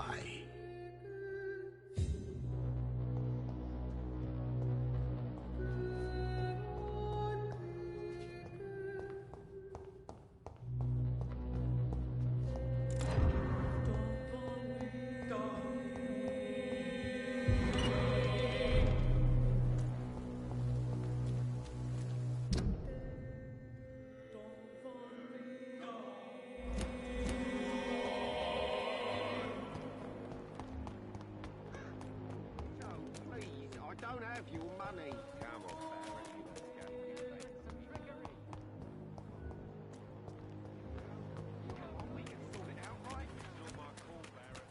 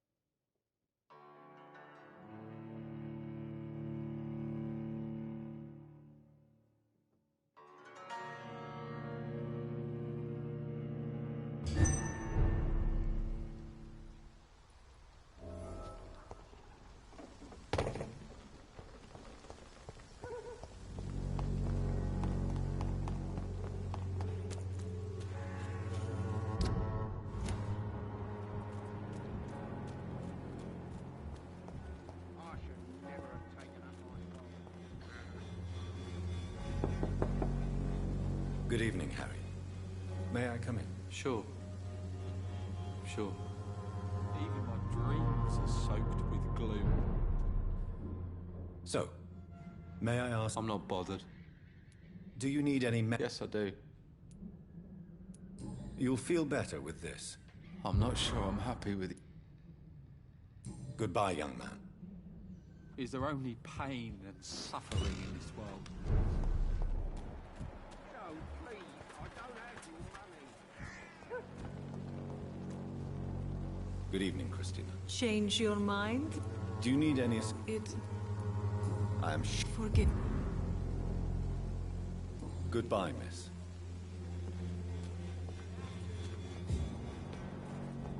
The wars of men. Good evening. It's Don't you fear. faith. No doubt your faith will prevail. But let me give... Blessed be your generosity, my son. I have had enough for tonight.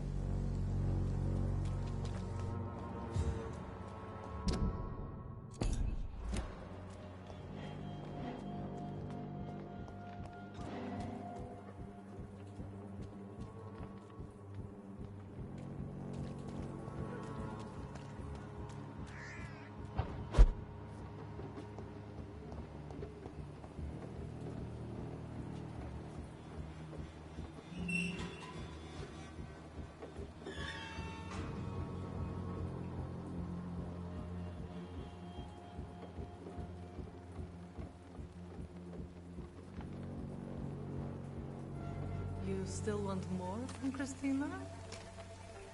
When we spent the night together, my wallet went missing. Are you calling me a thief? I don't have your stupid wallet. I know you. You're a nice girl. Can't we solve this amicably? No, I don't think so. And if you think you know me just because we shared the bed together, you're just a lousy and arrogant journalist.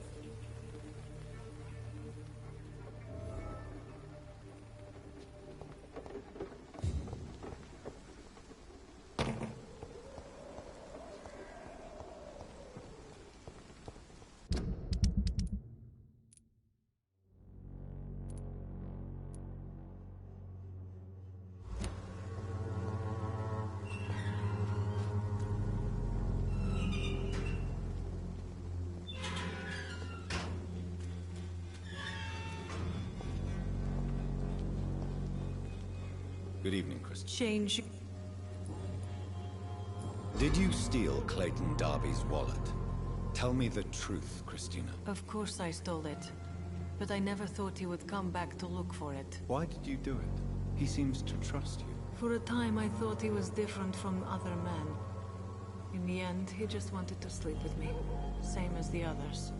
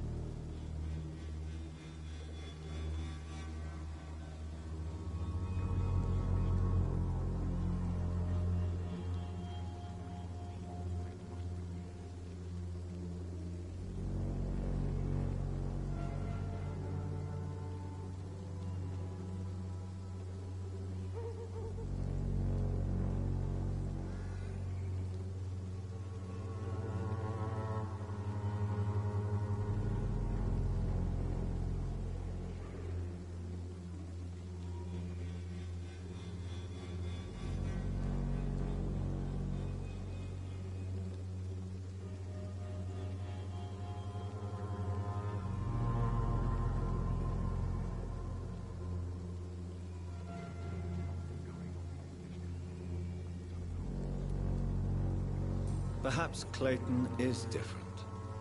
Maybe you two should talk. A conversation couldn't hurt. I know what I am and what people call me. I sleep with men for money. If I can accept that, why can't he? No. My future is with the ones I love, not with Clayton Darby. The ones you love?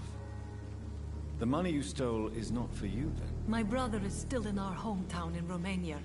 I am the only one who can buy him a ticket to England. Tell me, Christina, Is it worth risking your health and your life for your brother's safety? He's the only family I have left.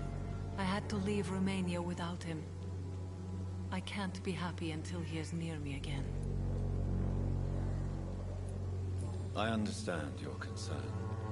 I spent many months away from my family when I served on the front line in France. Every time I write to him, I fear I won't receive an answer.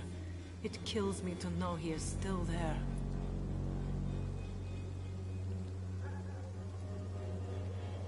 England is perhaps not the best place in the world to live at the present time. Are you certain it's worth the sacrifice? You think you know it all because you fought in the war. But my brother is no soldier. I know.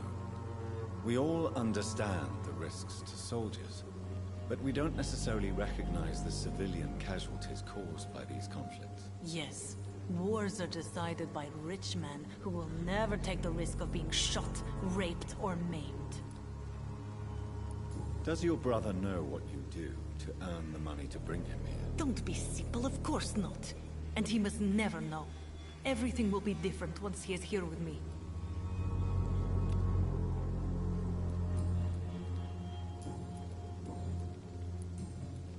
Goodbye, miss. Take care of yourself as best you can.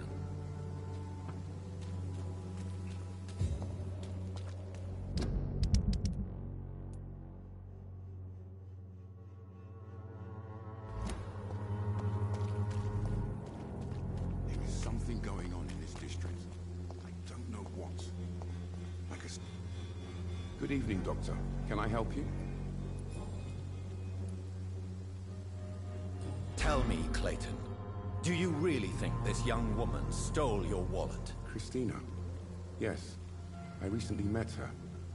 A nice girl, despite her questionable conduct.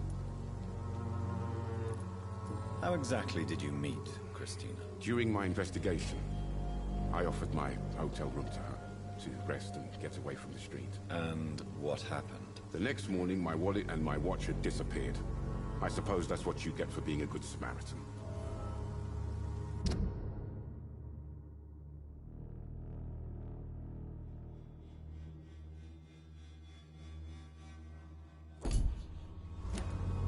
If you are going to sleep with a lady of the night, Clayton, I would advise you to be cautious. I can't really be mad at her, though.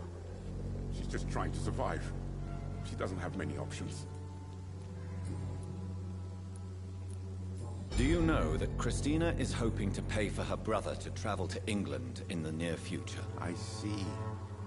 No, she didn't tell me that.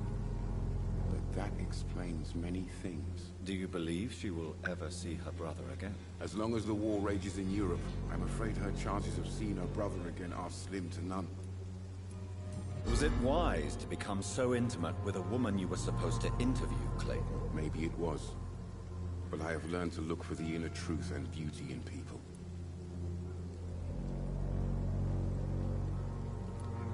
I apologize. I didn't mean to be rude. What can you tell me about this woman? She's very sensitive. So nostalgic about her country. I saw her cry once because she'd lost a precious souvenir from her homeland. What was it? A scarf her brother gave her before she came to England. Why are you so concerned? You seem to have something on your mind, Mr. Darby. That we could make peace if I could find it and give it back to her. But I'm afraid she lost the scarf somewhere during her night shift.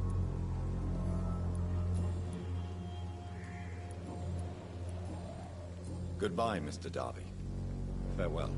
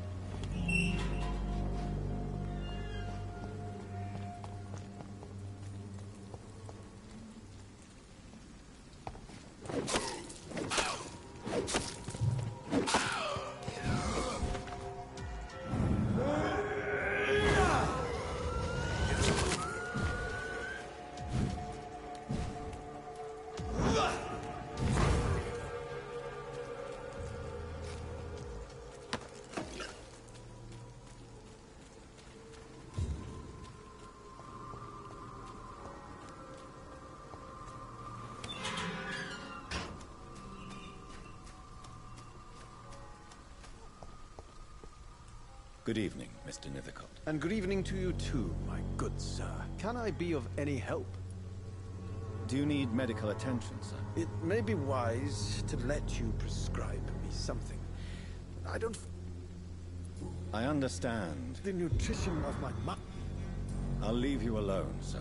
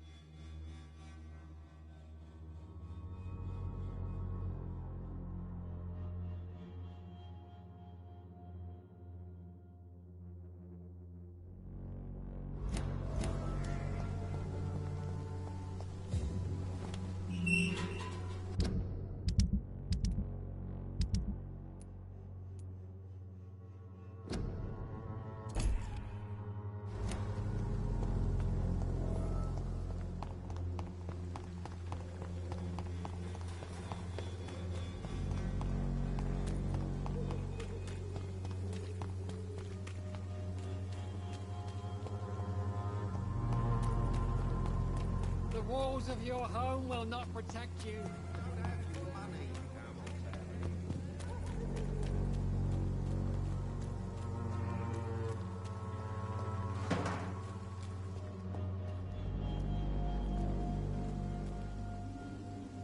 Die, vermin!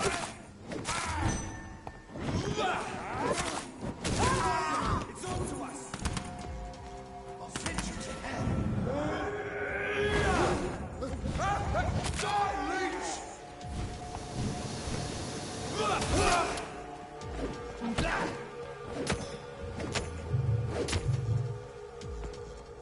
You leech!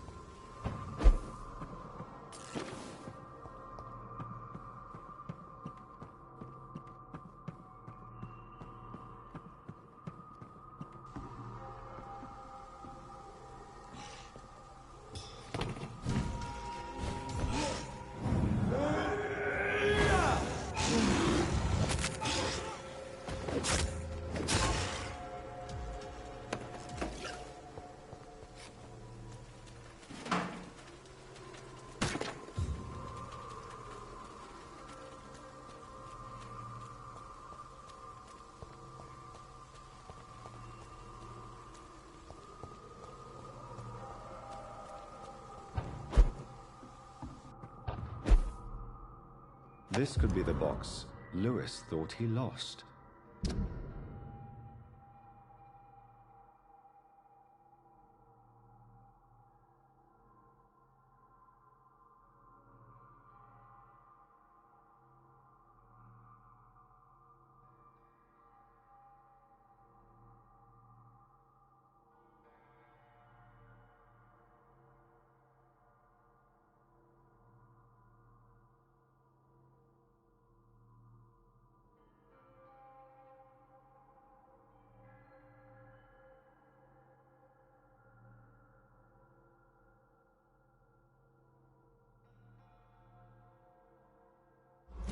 A love letter from Joe Peterson's wife, addressed to Barrett Lewis.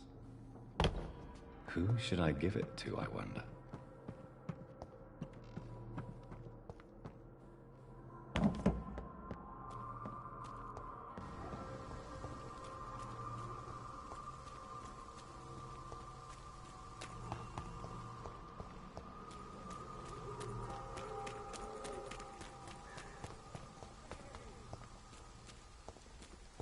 Please, I don't have your money. Come on, Barrett, you know the game. You pay for peace of mind.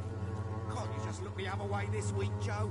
Come on, we can sort it out, right? It's not my call, Barrett. You pay one way or another. Please, Joe. How long have we known each other? We even used to be neighbours, for Christ's sake. I'd prefer not to give you another beating, Barrett.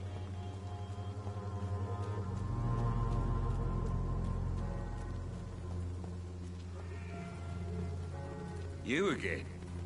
What you... I think the documents in this box could be of some interest to you. Really?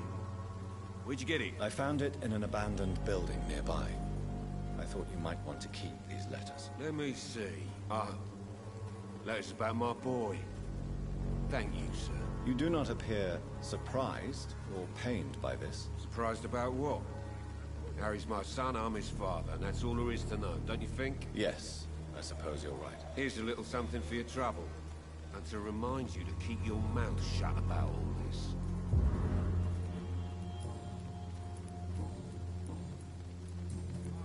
Goodbye, Mr. Peterson.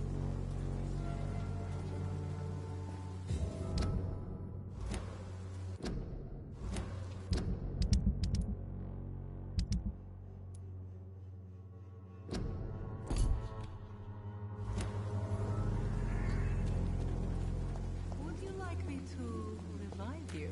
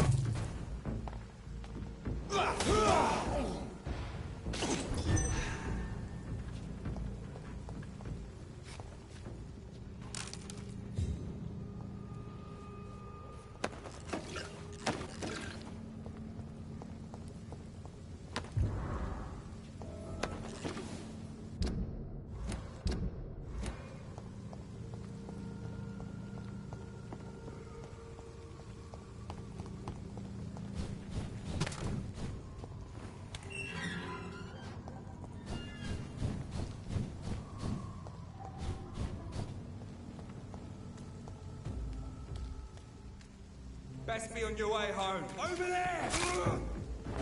Away with you!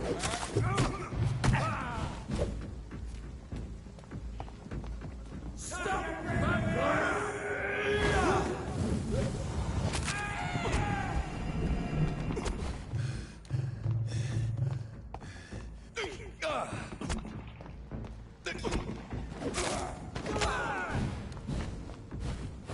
Let's go now, eh?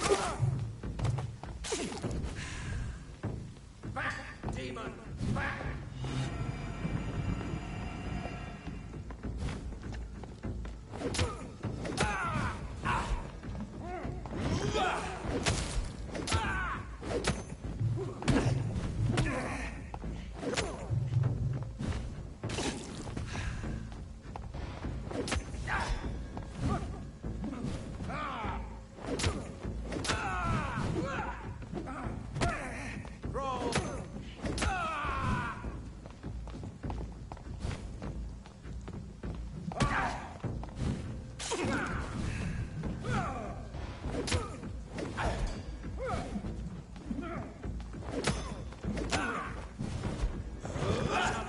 No evil.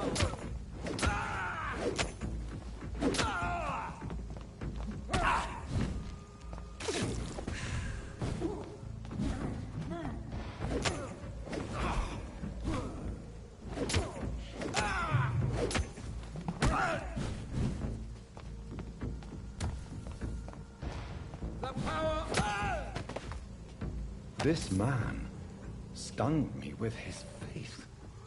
His crucifix. This is not good news.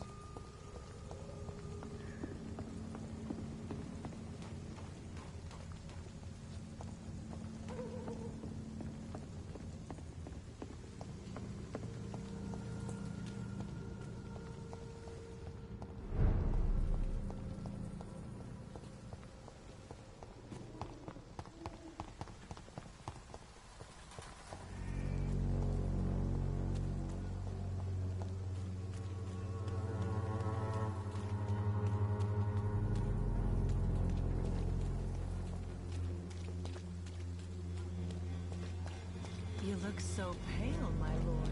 Would you like me to... Good evening, Doctor. Can I help you?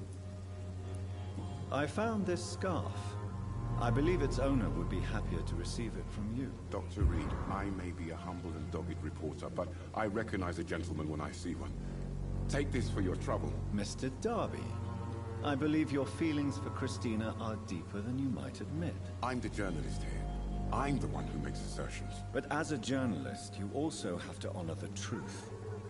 So, what is the truth about you and Christina? I won't use the word romance, but yes, I do care for her. A lot. I hope the feeling is mutual. Ridiculous, is it not?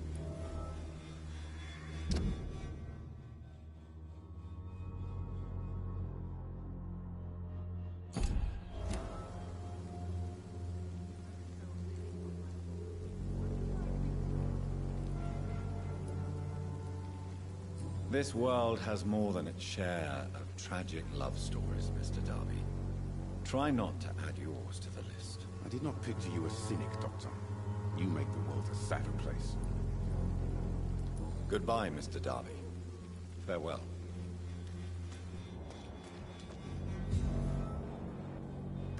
Pay me a glass and I'll be gentle. Pay me a bottle and I'll...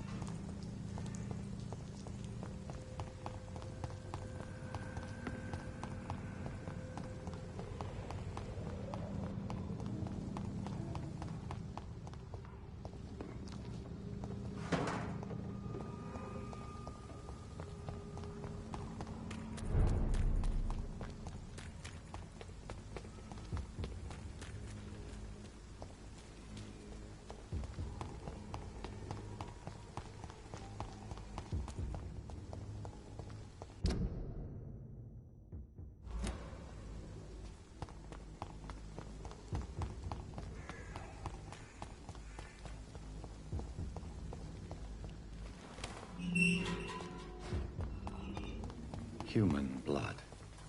Whoever left these marks did so deliberately. Kill it, boy!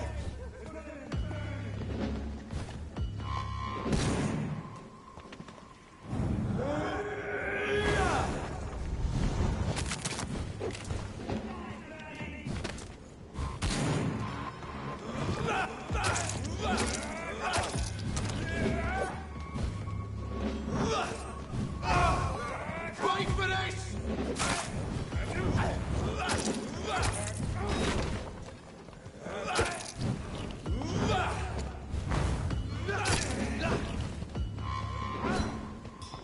Burn it, boys!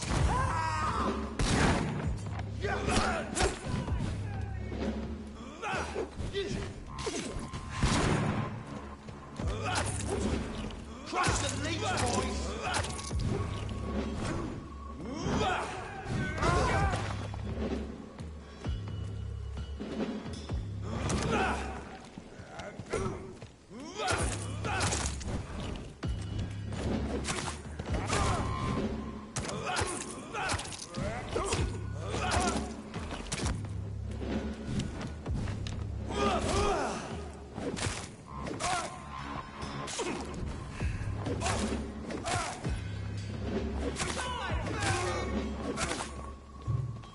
Ah!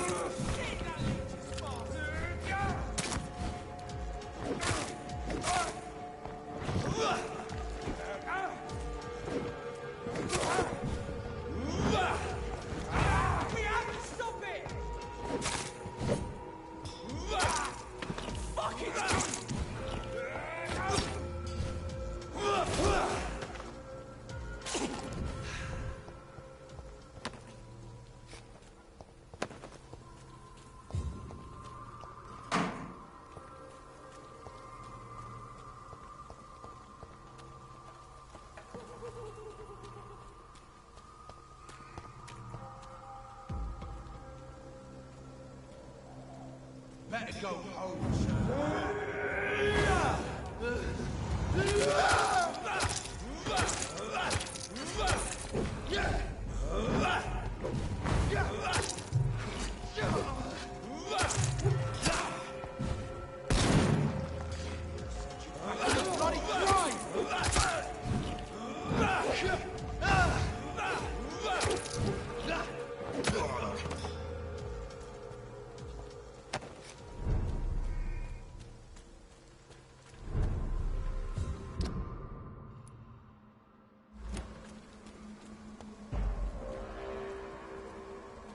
Ain't safe here for... Get them weapons ready!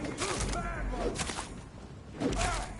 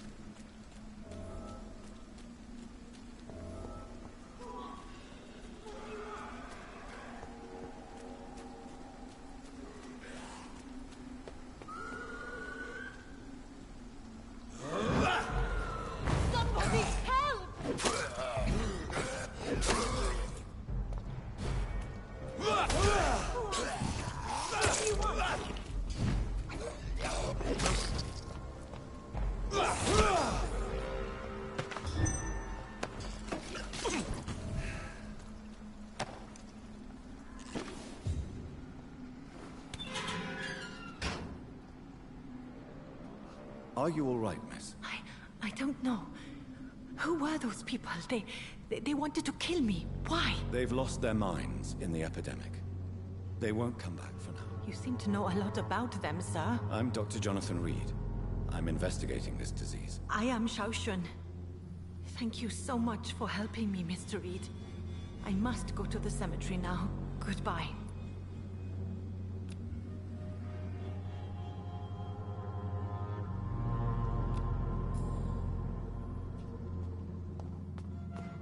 Carnage is Father Whitaker's disciple. This man's far too old to be Samuel. No. By the look of his clothes, this man's a docker. It's locked, all right.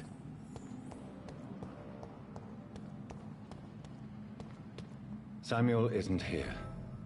I had better follow the blood trail. Shouldn't you go back? Maybe later.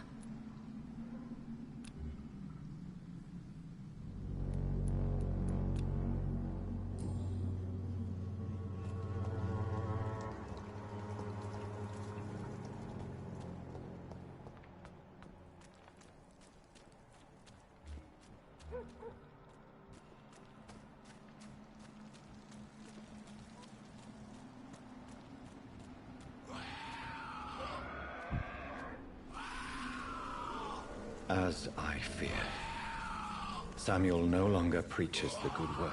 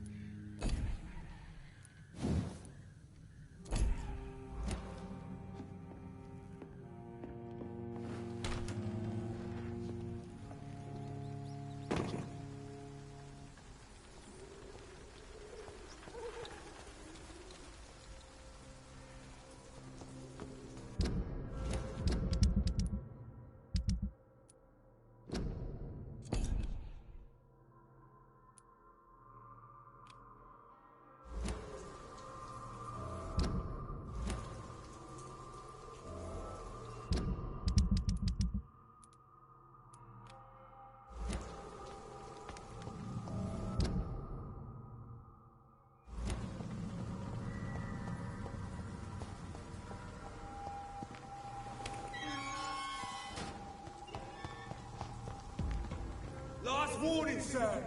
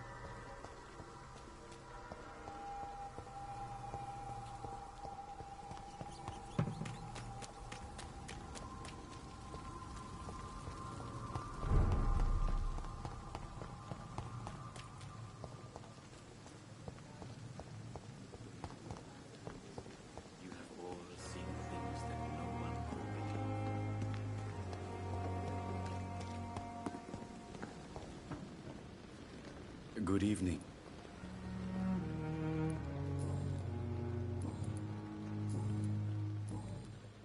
Please show me what you have to sell. Of course.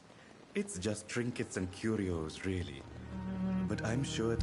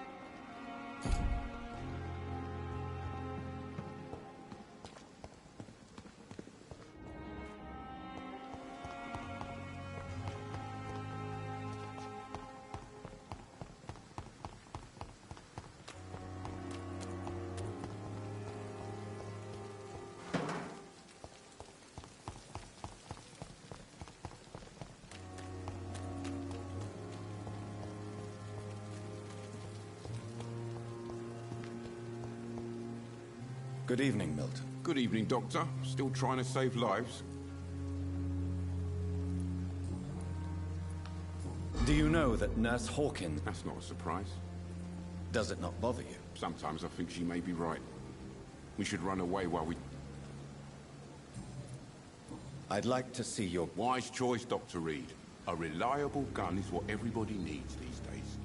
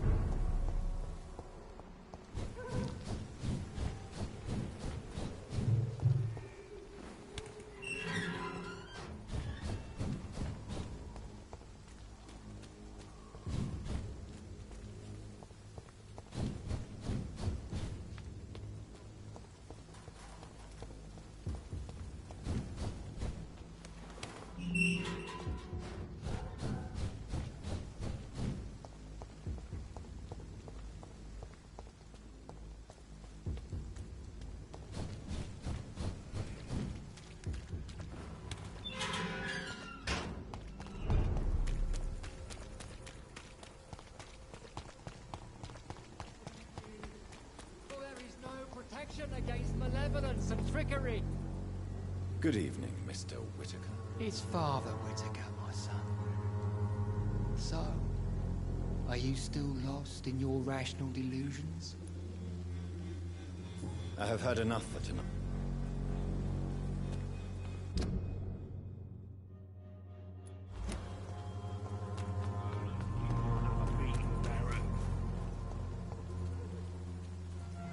Fancy you never... Right then.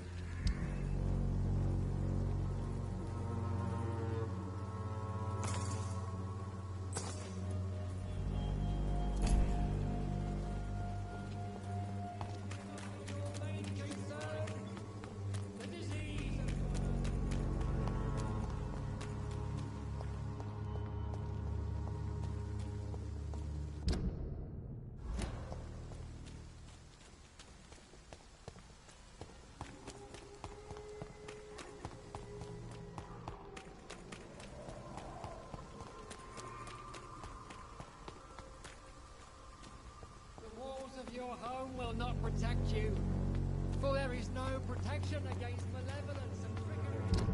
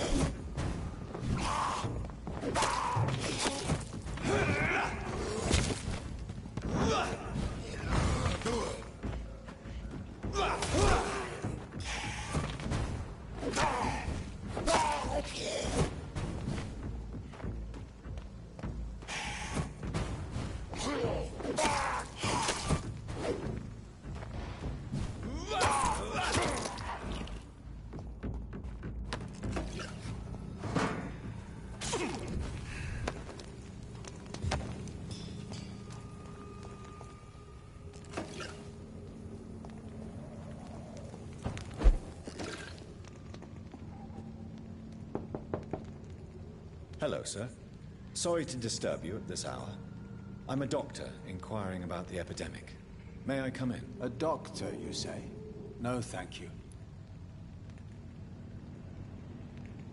All right. I shan't insist. Goodbye for now, sir.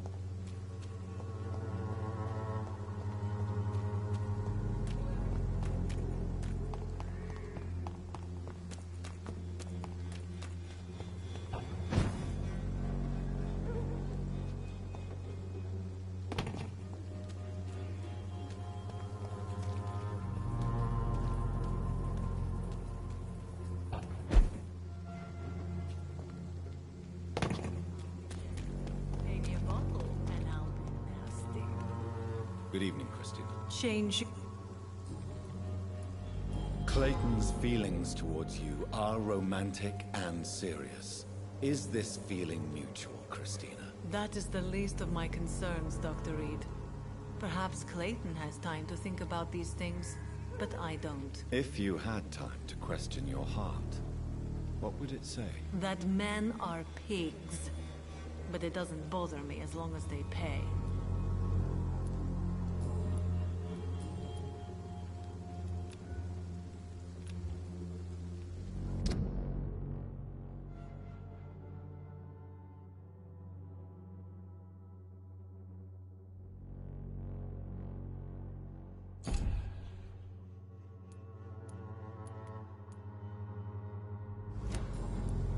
Goodbye, miss.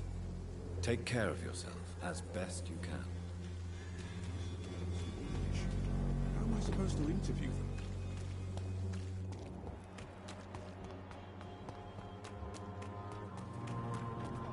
The other way this week, Joe. Come on, we can sort it out, right?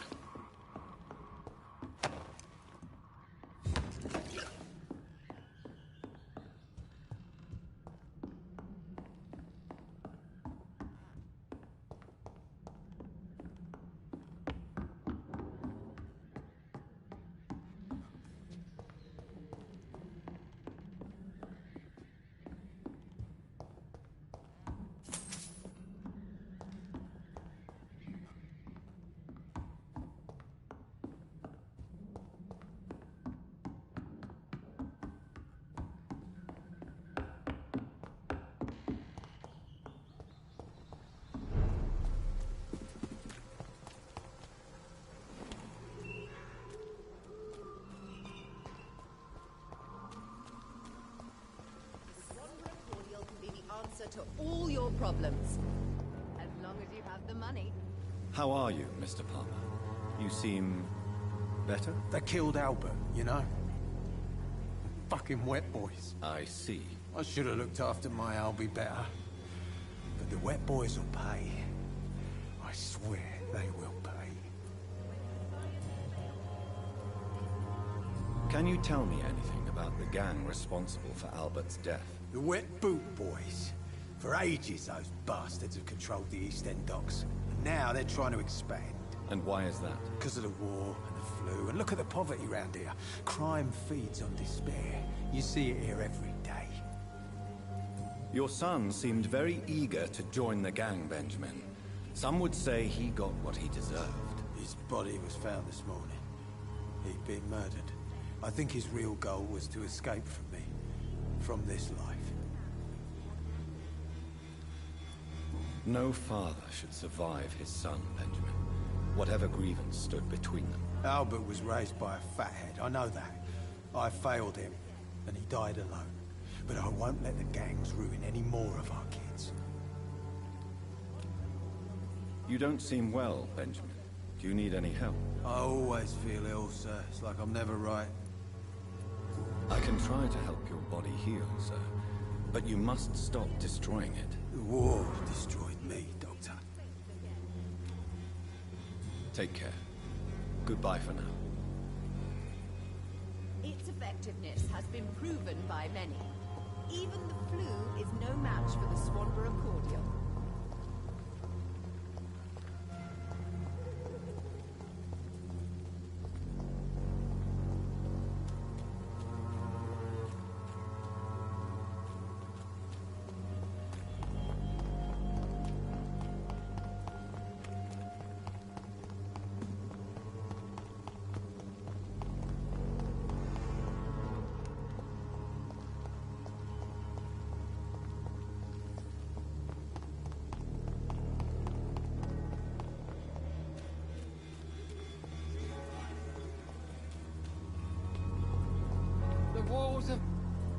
Good evening, Mr. Whitaker. It's Father Whitaker, my son. So, are you... I have found Samuel, your disciple. I am afraid I have bad news. I already expected the worst. He should already have come back. He is dead, isn't he? Yes, he is now. The epidemic took him. Samuel steadily made donations to our cause. He would have rewarded you himself if you'd found me in that awful cemetery. Please accept this money.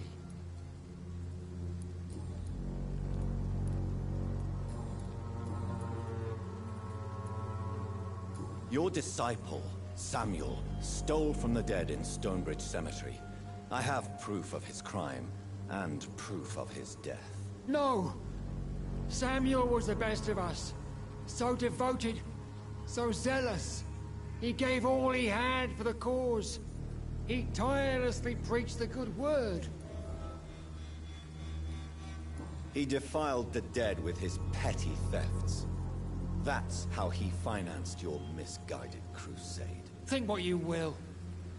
When this city is saved, he will be praised for his devoted fortitude. He walked boldly into the mouth of abomination. Your precious Samuel used you. He was an immoral crook. If that's true, then he will be my burden to bear during this endless night. Why did you send Samuel to the cemetery, Tobias? What did you see there? I sent him on a vision. A dream of a dreadful and laughing queen covered with blood, sleeping with the dead and feeding on the fear of the dying.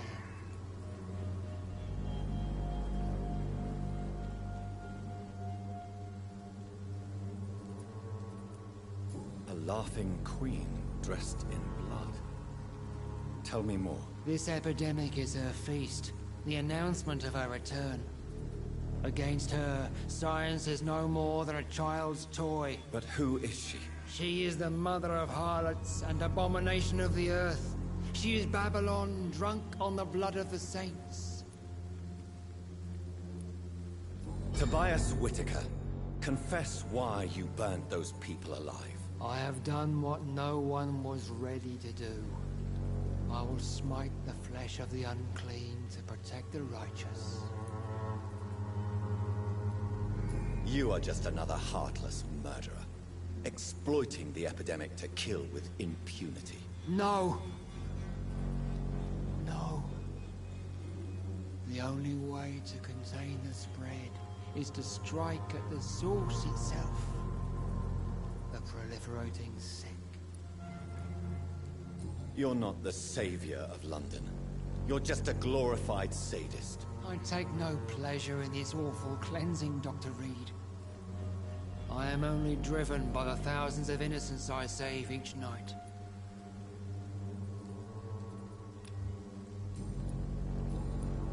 I have heard enough for tonight. Goodbye.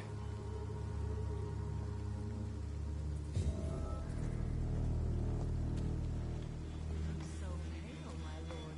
Would you like me to revive you?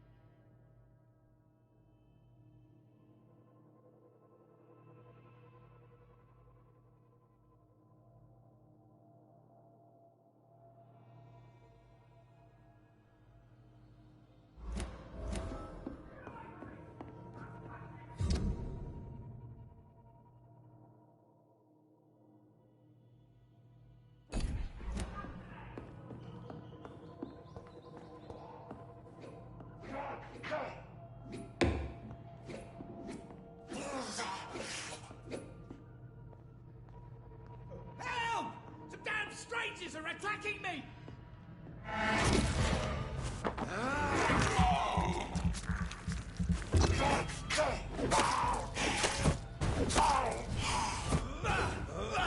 Get away from me!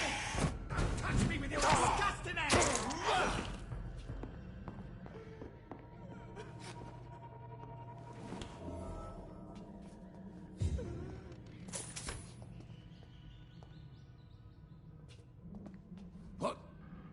What happened? Who are you? It's all right, sir. You're safe now. Oh, a fellow Englishman. Thank you, sir. For a moment, I thought those bloody heathens had killed me. What are you doing here?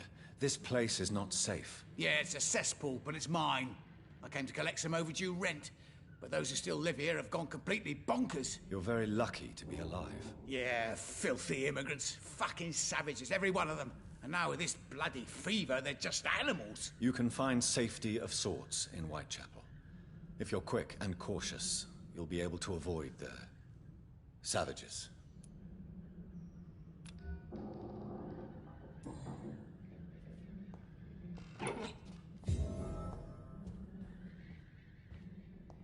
This is Braille. I need someone who can read this.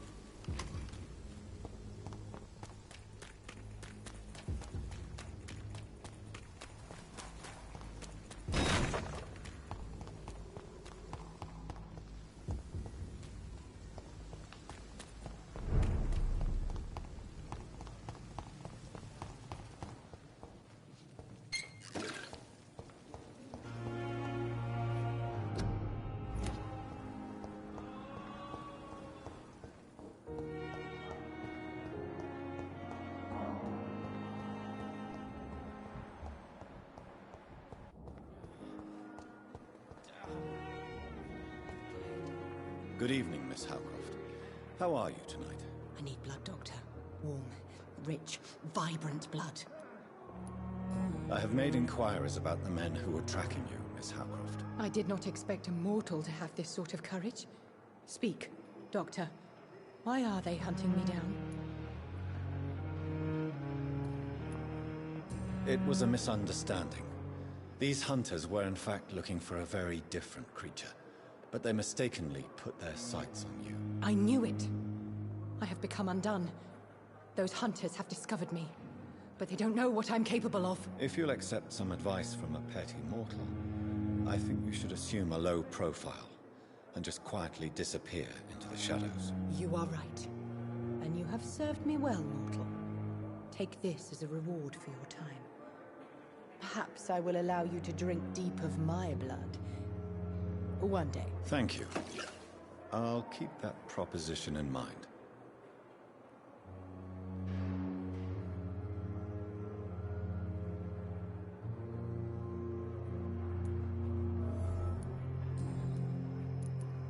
Tell me, Thelma, what do you really know about vampires? I saw one and he saw me. I watched him hunt and kill. I saw his terrible wounds heal as his victim died. And then I knew I was saved. You mean you actually saw a vampire? Here in London? Yes. And it has been the answer to my pain. I must drink and kill to regenerate my decaying body. I am a vampire too.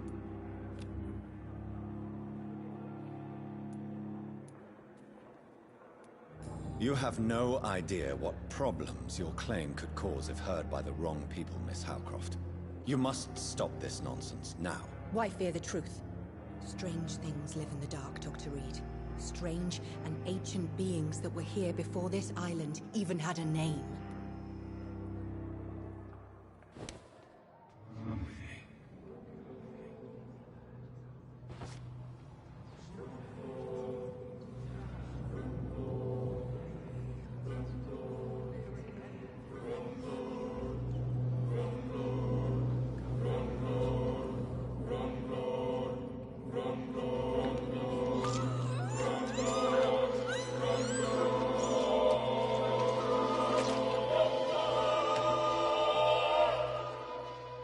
Why kill me, brother?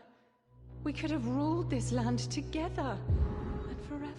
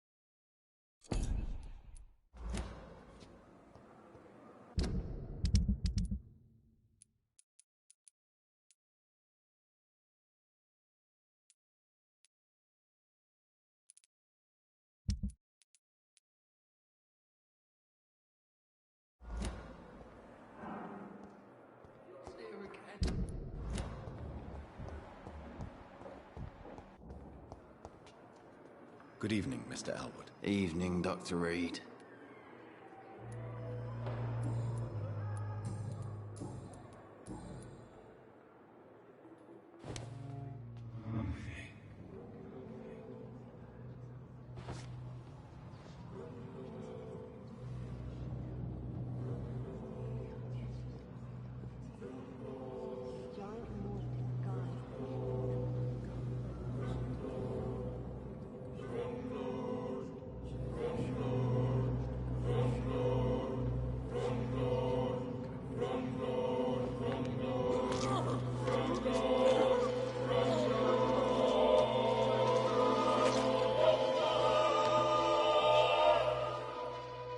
So this is how it ends. Farewell, my life, you betrayed me, good.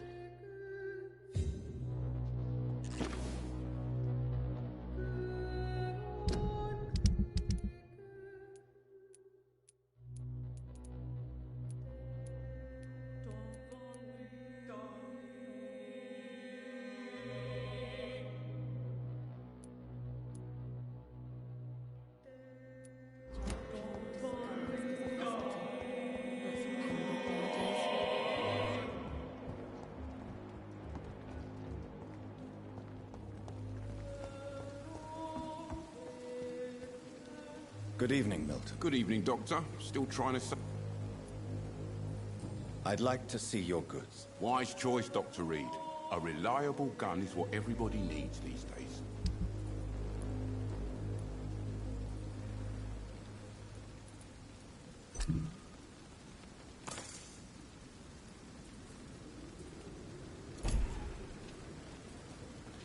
Good evening. Good evening.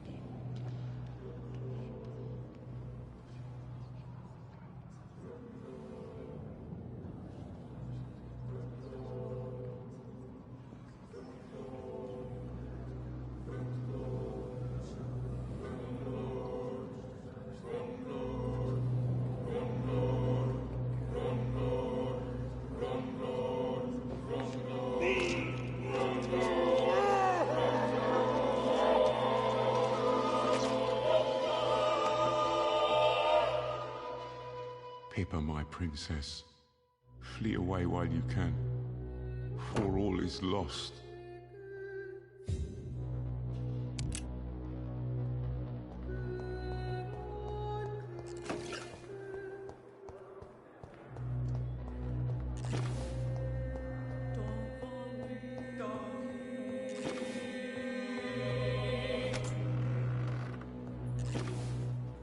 Good evening, Miss. I'm okay.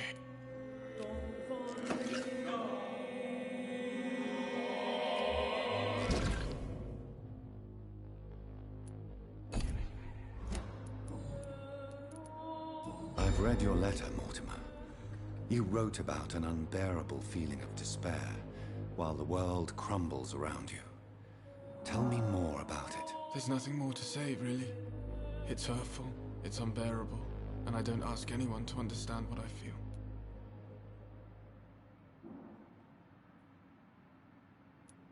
The world is bleak, but maybe the pain we feel is the best compass for making it a better place. How can we repair the world, Dr. Reed, when mankind is the biggest problem?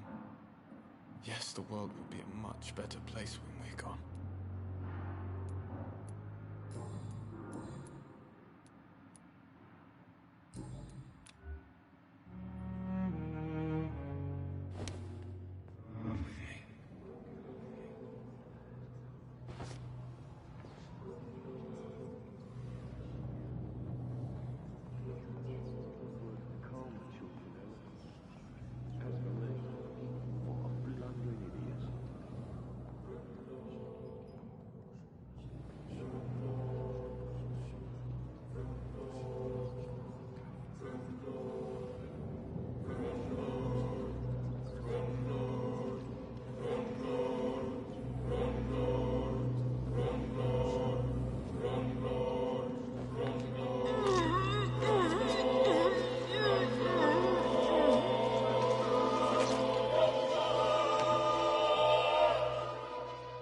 I don't feel the peace I was looking for.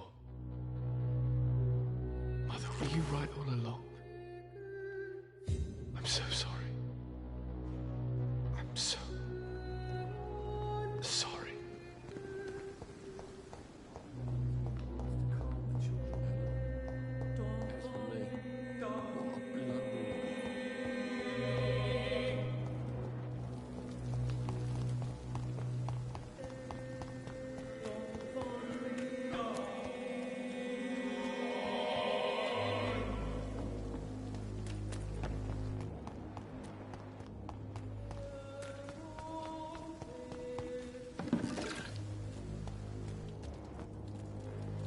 Hello again, Mr. Blight. I'm happy to see Mr. Thatcher is safe, for now. I'm eternally grateful, Doctor. We were total strangers and you helped us anyway. Can't thank you enough, sir. Why do you stay here now that Mr. Thatcher's back? It's complicated. Since the war, Oswald's been really nervous with the idea of entering any hospital. And me, I've got my own issues. Can you speak about them? Rats, sir. Even seeing one, they turn me. Just want to run. It's that fear that stopped me from going after Oswald when he left. You are always welcome at the Pembroke Hospital. As a former officer, I'll be honored to welcome a fellow veteran. I'm not giving up on bringing Oswald back to the hospital. I just need to convince him that he needs some help. Perhaps he needs to reach that decision by himself. Could you speak to him? He doesn't usually listen to doctors, but perhaps because you've been through it, you can talk him round. What can you tell me about the war, Mr. Blight? If you want to speak about it, of course. War was... well, you know, sir. The stench of death everywhere. Your mates lying bleeding in the mud. Just praying to make it through and get home. Bloody nightmare. Did you know Oswald Thatcher before the war? No. We met in the battlefield. I think we're in the same boat to France. Stuck together ever since. I fought in France, too. I served as a field surgeon, but it was not uncommon to repel an assault, especially at night. Yeah. The first time I was wounded, I had to protect the infirmary from hostiles. Twice.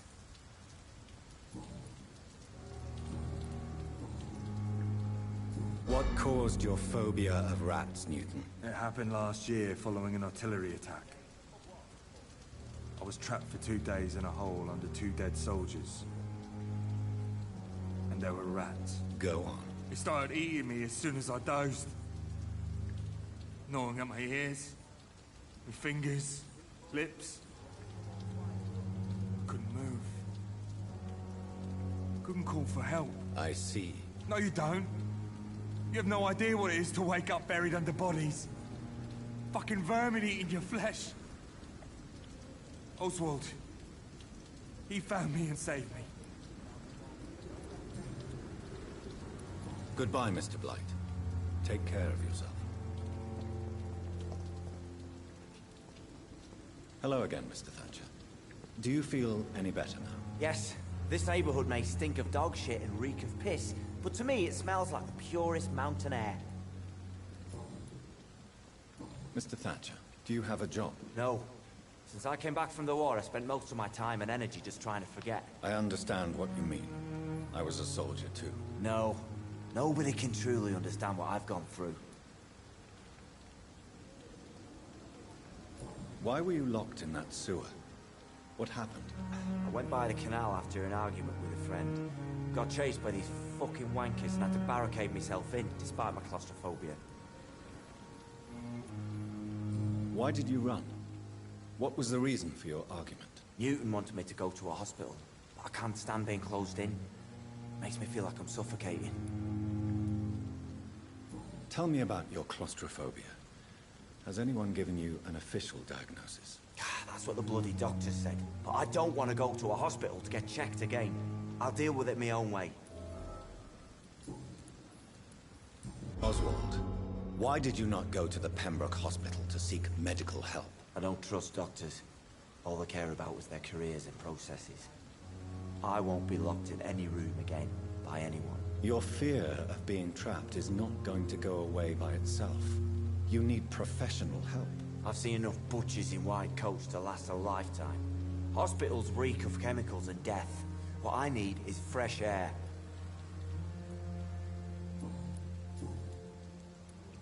Do you want to talk about why you have this fear of being enclosed, Mr. Thatcher? No, I really don't. An irrational fear like yours is usually rooted in a specific event. Perhaps it would help to talk about it. Well, Doctor, take a guess then, if you're so interested in my case.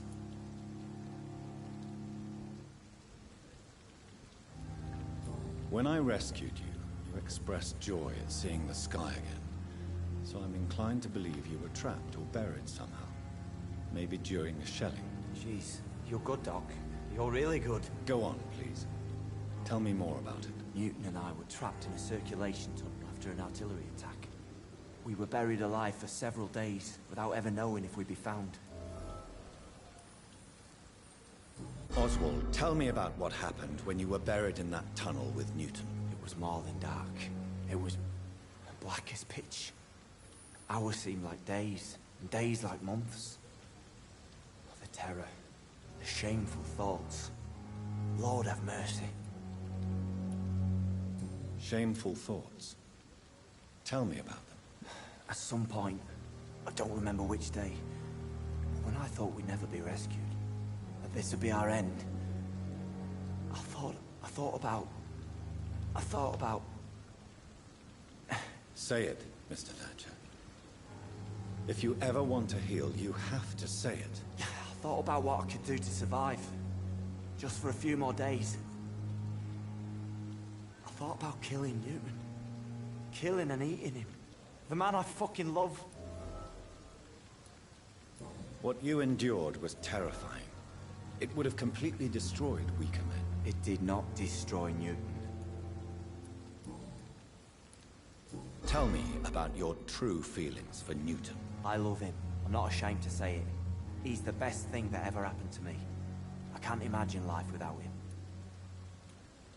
I admire your honesty. It takes courage to stand up to society. The world needs people like you to create change. Courage is what we needed in the trenches, looking death in the face every day. I speak plain. I speak my mind. Have you always been this straightforward? All I know is, before you saved me by the sewer, my only regret was I wouldn't be able to hold or kiss Newton again. I love him, that's all. Why should you be ashamed? I'm not, I said. He sees it differently. Goodbye, Mr. Thatcher. Try to take care of it. Good evening. Evening. Do you need... Don't get me wrong. I'm certain you have your reasons. But let me assure you, I'm not like other doctors you may have consulted with. It is true. You risked your life to save me, after all. It would be impolite to refuse your counsel. Goodbye, Mr. Thatcher. Try to take...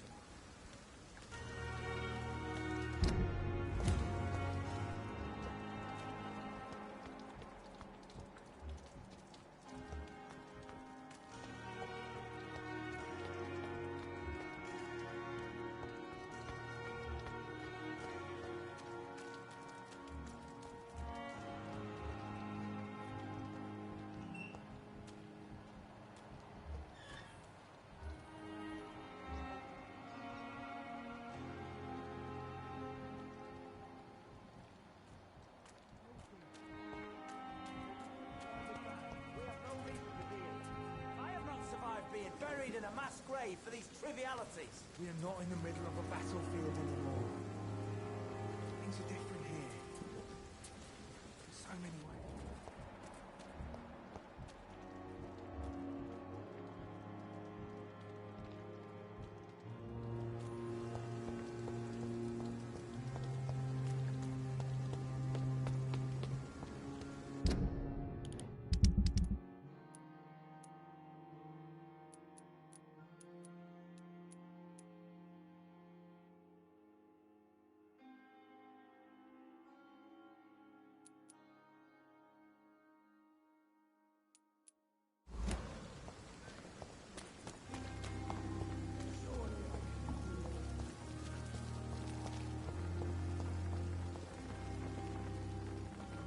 Good evening, Dr. Tippett.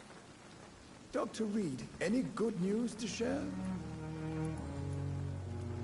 You're exhausting yourself, Corcoran. Maybe you should think about preserving your strength. No. We must keep on healing all those poor souls. We are the last rampart before chaos. Once more, unto the breach.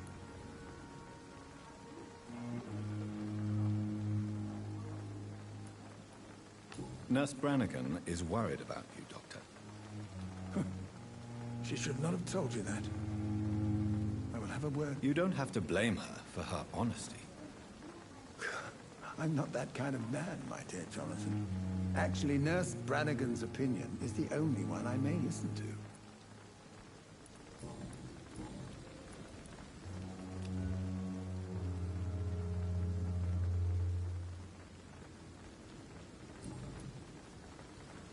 Goodbye, Dr. Tippett.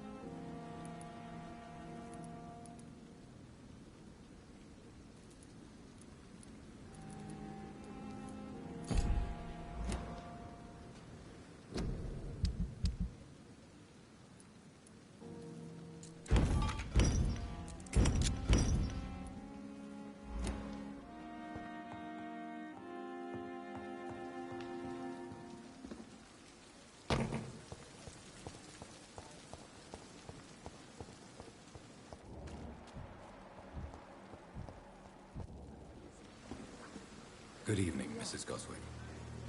How are you feeling? Spare me your false compassion. It won't change all the bad publicity I intend to shine upon this toxic place. I knew this place was bad from the start.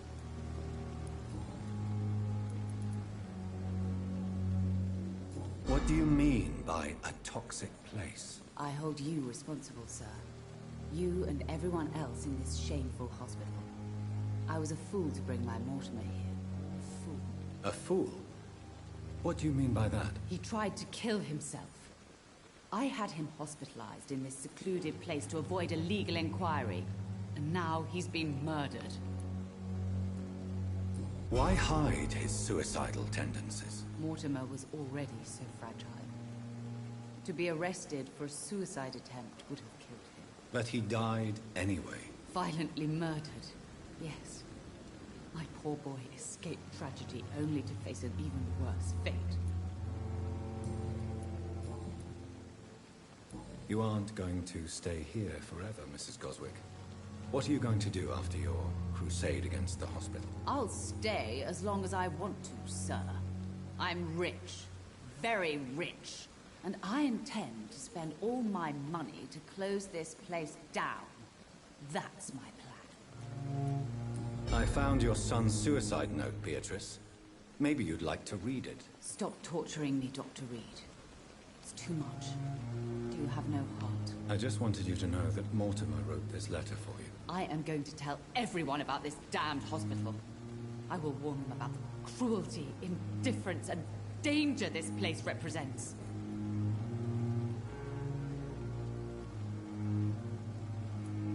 I don't expect you to believe me, but I admire your courage.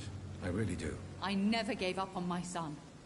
Despite everything he's done, everything he has said, I thought I could save him, even from himself. Do you require medical attention as well, Mrs. Goswick? Do you know you're the only one who's asked me this? No, I don't feel well, actually. Despite what you think about this place, I can tell you with absolute certainty, taking this will help you recover. Well, at least your reputation seems well deserved. Unfortunately, I can't say the same for this hospital. Goodbye, Mrs. Goswick.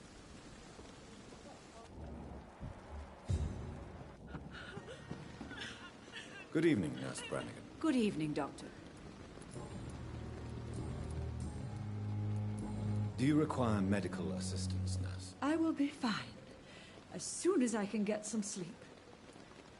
Nurse, you won't be able to help people if you're sick. Take this, and do try to get some rest. I'll try, Dr. Reed. Thank you. Goodbye, nurse. Call me if you need assistance.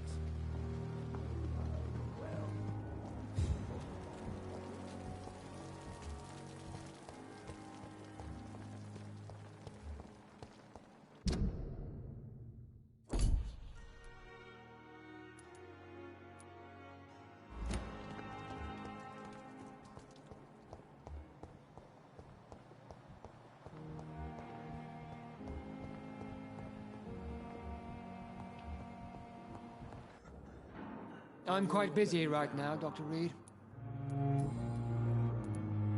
Tell me, Waverly, what do you think of Dr. Strickland's enthusiasm for his experimental research? Strickland is playing with his patients' lives for pride and glory. Now that, sir, is unethical. Are you thinking about something in particular? Harvey Fiddick needs delicate surgery. I believe we should stick to the usual procedure, but my young colleague obviously disagrees. And are you not afraid that your rivalry with Strickland may be blinding you? Rivalry? I guess you could call it that. But I will never be childish enough to let my personal feelings affect my judgment. Why do you wish to lead this surgery? I strongly believe that Mr. Fiddick should not be butchered to test an unproven procedure.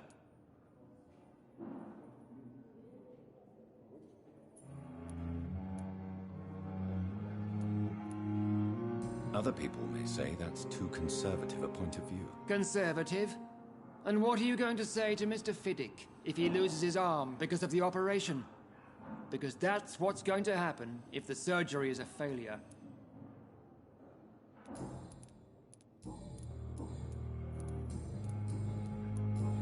Do you need my assistance? Don't be ridiculous. I'm capable of dealing with this myself. I've just not taken the time to do so. Then you are lucky that I have taken the time to do so. Consider it a gesture of solidarity between professionals. I wish this hospital could have received as much attention from you, Dr. Reed. We do not see you in surgery very often. Thank you for your time. We'll talk later.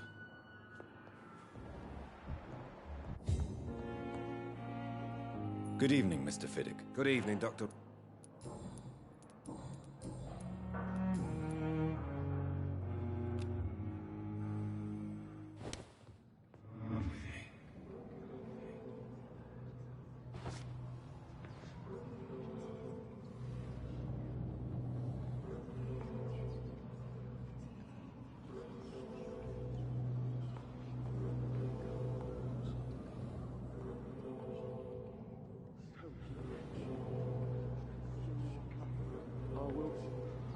Good evening, Mr. Fiddick. Good evening, Dr. Reed. Any news about my operation? Is there anything else that's bothering you? Can I help in any way? Really? Why has no one else asked me that since I got here? I thought I was in a hospital. Unfortunately, you are not the only person who needs help. And complaining about it won't do you any good. Well, perhaps you're right, Dr. Reed. I'm sure if me missus was still alive, she wouldn't be happy with me going on like this. Goodbye for now, Mr. Fiddick. I'll see you later. Sweet girl. Treats me like a book.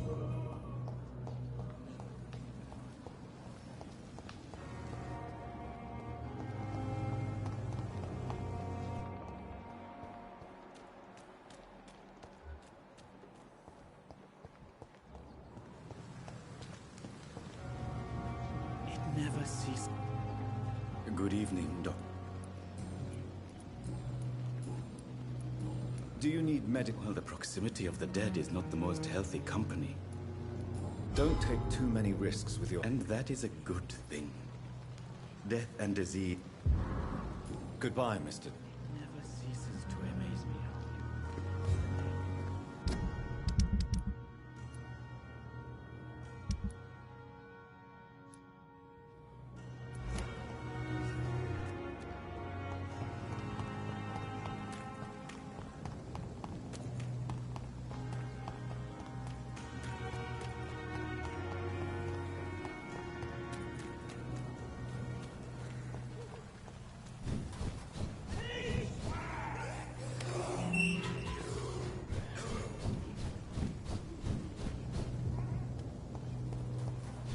Human blood.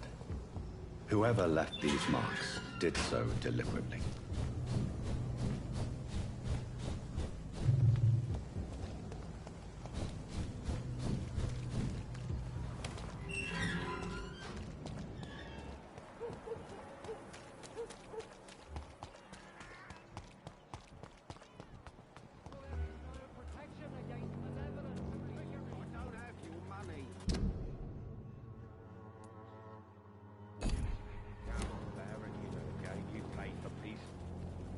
You again? Can I offer you my... Keep your medicine. As you wish. Goodbye.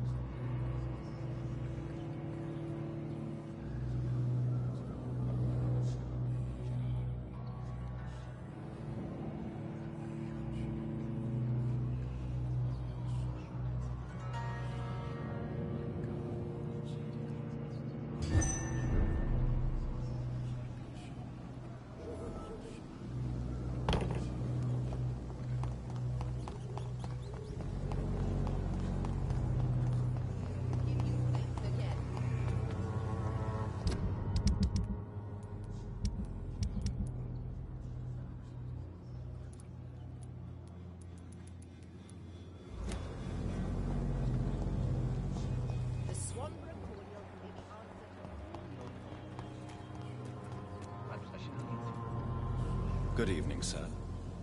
Do you remember me? If you're here for a reward, you'll be sorely disappointed. But I'll gladly shake the hand of a fellow countryman. I'm not here for a bounty. I'm a doctor. Dr. Reed from the Pembroke. A doctor? In Whitechapel? What an opportunity. My name's Bates. Cadogan Bates. Do you require assistance, Mr. Bates? Not me, but your skills could help a lot of people round here. That would help my business, because I say, a live tenant's a paying tenant.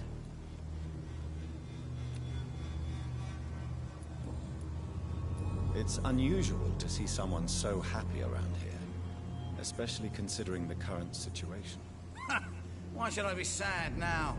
There've always been wars, disease, tragedy. There always will be. That's an unusual way of seeing things in these trying times. I don't see why I should shed a tear for another man's woes. I'm healthy, and I intend to stay so. What help could I possibly be to your business? That's simple. I already get good money from all those fleeing the war. Can you imagine what they'd be willing to pay if I could offer medical assistance too? Mr. Bates, do not make me regret saving your life in this quarantine zone. I understand, Dr. Reed, you're from a good family. Don't want to get your hands dirty. That's fine. I'll be happy to act as your middleman.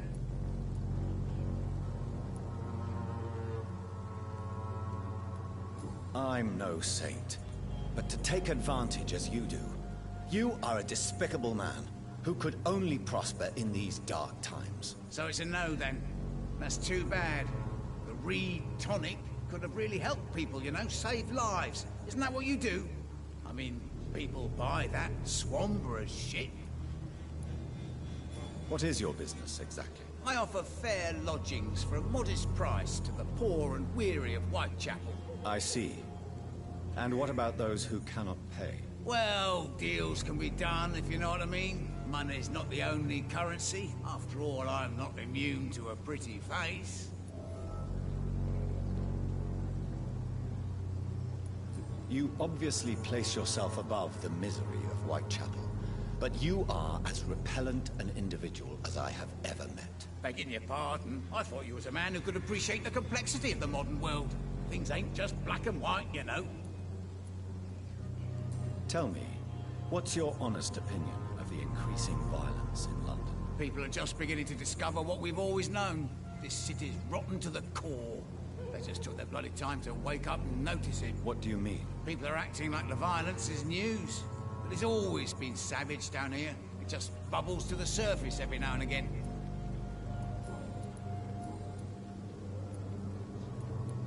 You seem to have recovered well since your attack.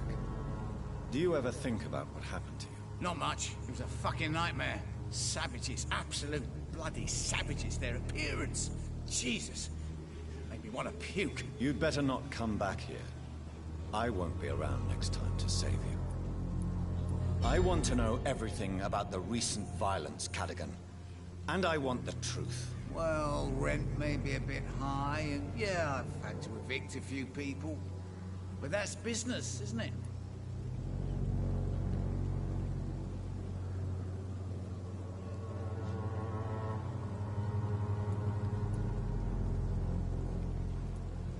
Sir, I wish I had found you a few nights later than I did. Or maybe never at all. Death would have been a well-deserved punishment for your villainy. Yeah, but you saved me, didn't you? And you'd do it again, because you're a decent chap. Just know I'm not. Take this as my final warning. You will not profit from the misery of others. Business is one thing, but what you do is quite another. Really? What you gonna do? You ain't from here. You ain't Whitechapel, Doctor. You wouldn't know the first thing about playing dirty, even if you wanted to. Goodbye, Mr. Bates. Mr. Bates. Evening. Since I took an oath to help people, can I be of assistance? Well, seen better days, that's for sure. But it was bound to happen with all these refugees about. Infecting you is probably the last thing on these people's minds. Take this, in any case. What? You give me this for free? Don't have a clue about this. Goodbye, Mr.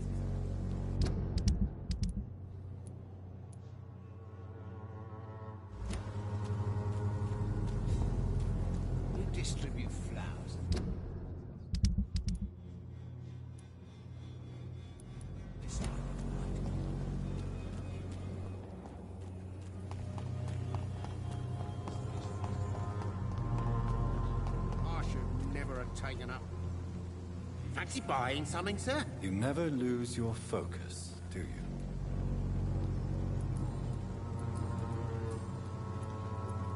Barrett, you had an affair with Joe's wife, didn't you? Yeah, I did. She's the only woman I loved.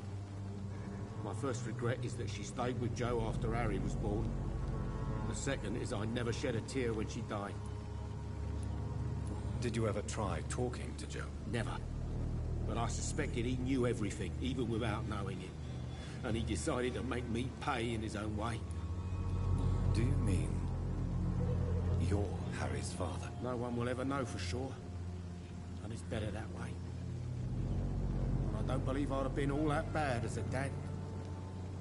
Do you need help, sir? To be honest, I'd prefer you take a look at... I don't quite agree, but I won't argue with you. Please, take this. You'll feel better. Really? Free? Don't take it personally, but charity usually comes at a price. Human nature being what it is. Right then. Show me what...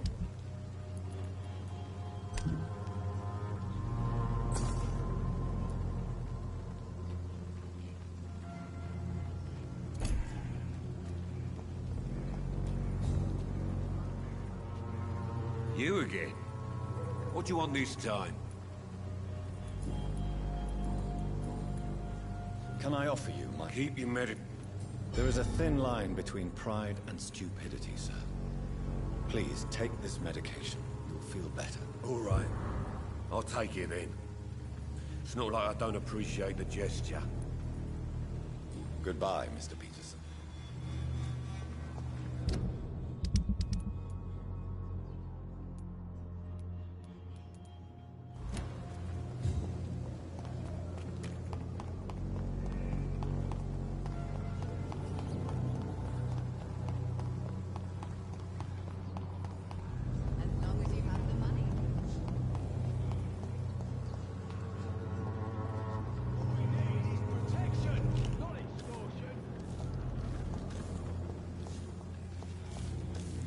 Gangs are a threat to everything we hold dear.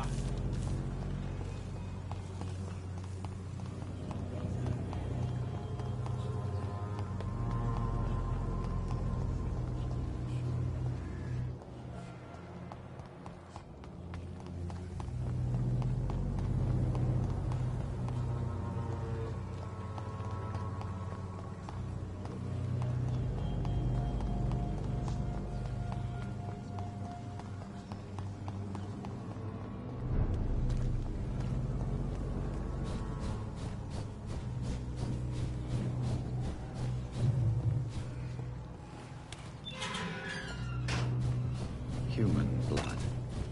Whoever left these marks did so deliberately.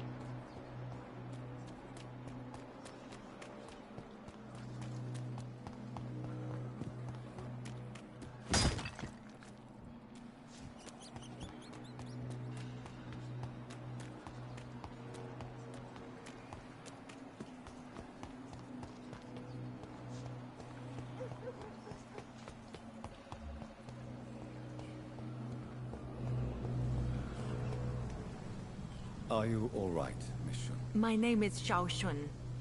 This is the proper way to address someone in my country. I do apologize, Xiao Shun. Are you all right? Yes, I am. This is the only place where I can find some kind of serenity. Some way to remember my dear Matthew. How do you feel? Physically speaking, I mean. I don't feel good, Dr. Reed. Not at all. You should recover quickly after taking this. Thank you, Doctor.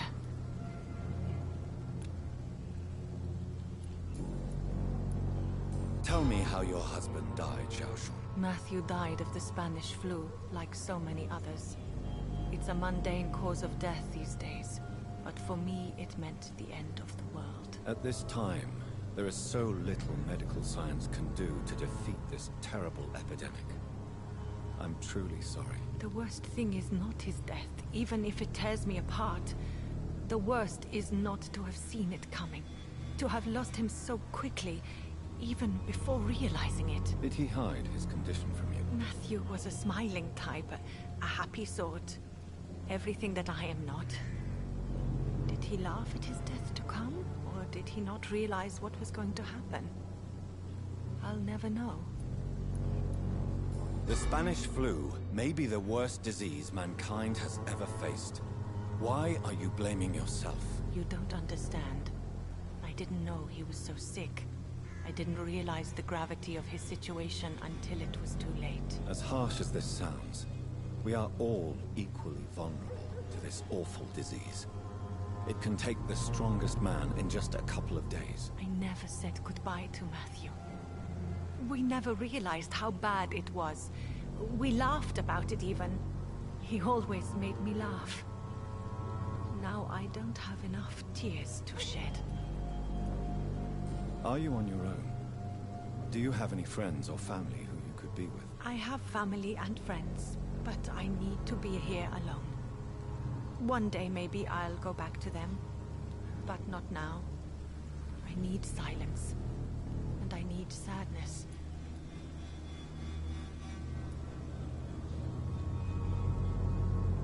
You should not be by yourself.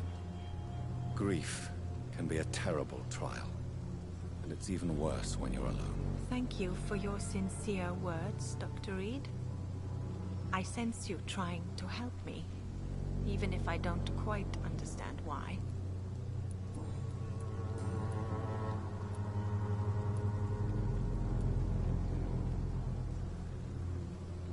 Are you a doctor yourself? Is this why you feel so guilty for not saving your sick husband? No, I am not. But I still need to blame someone for Matthew's death. And who else, if not his wife, who did not see it coming? I'm a physician, one of the best in the country. But I was unable to save my own sister, Mary. She died in my arms. Why tell me this? Is it supposed to make me feel better? No. To know that you have done nothing wrong. Unlike me. May I ask what caused the death of your sister? You could say she was also killed by a terrible disease. A disease I have sworn to fight and cure, no matter how long it takes. Thank you for sharing that with me, Dr. Reed. Maybe it's time we start to rebuild our lives, you and I. You realize you can't stay here forever, don't you? Eventually you'll have to leave the cemetery. Why? Why should I go? Since this is the only place I can find peace of mind.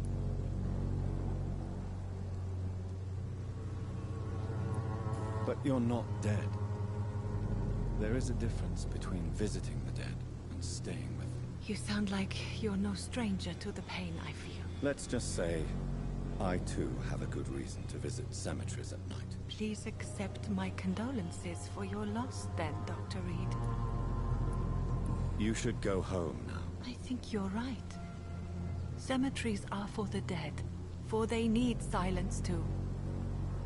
Thank you for your honesty and your wisdom, Dr. Reed. Thank you for your company, Xiao Shun. Take care on the way home. Maybe I'll see you again in Whitechapel. Goodbye for now. How do you feel? Physically? I'm as well as can. Goodbye for now.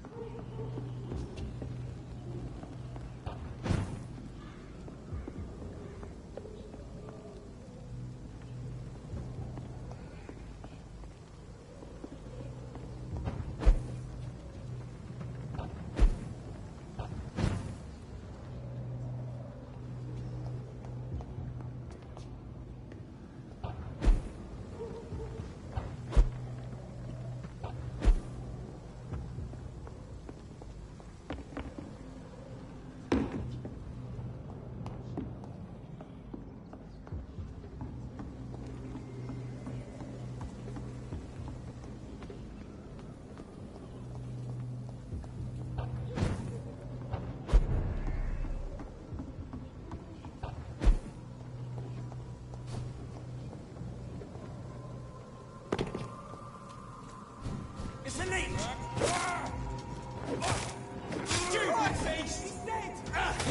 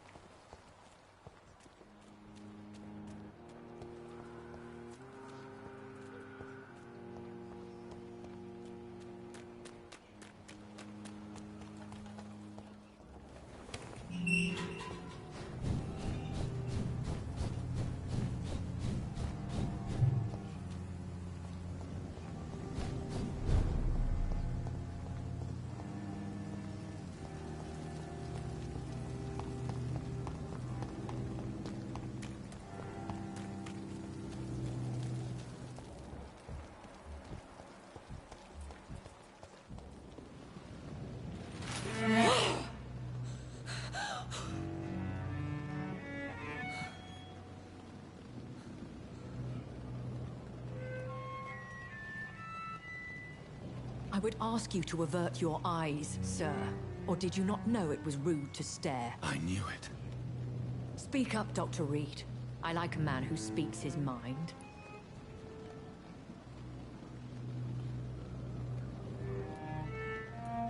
You killed him. He trusted you. And you killed him. Spare me your sarcasm, Jonathan. You are but newly born in this world.